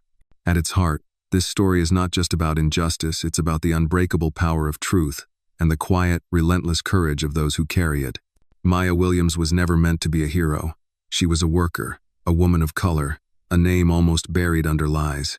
But when the world turned its back on her, she didn't vanish, she rose. Not with vengeance, but with grace. Not with noise, but with persistence. Her journey reminds us that justice isn't a single moment or a courtroom victory. It's a daily decision to stand, to speak, and to believe that every voice, no matter how small, matters. From the ruins of betrayal, she built a movement. From pain, she created purpose. And in doing so, she taught us that sometimes the strongest revolutions begin not with fire but with one person refusing to be extinguished. The lesson is clear. Truth may bend, but it never breaks. And when ordinary people choose to fight for what's right, even against giants, they don't just change the system, they change the future.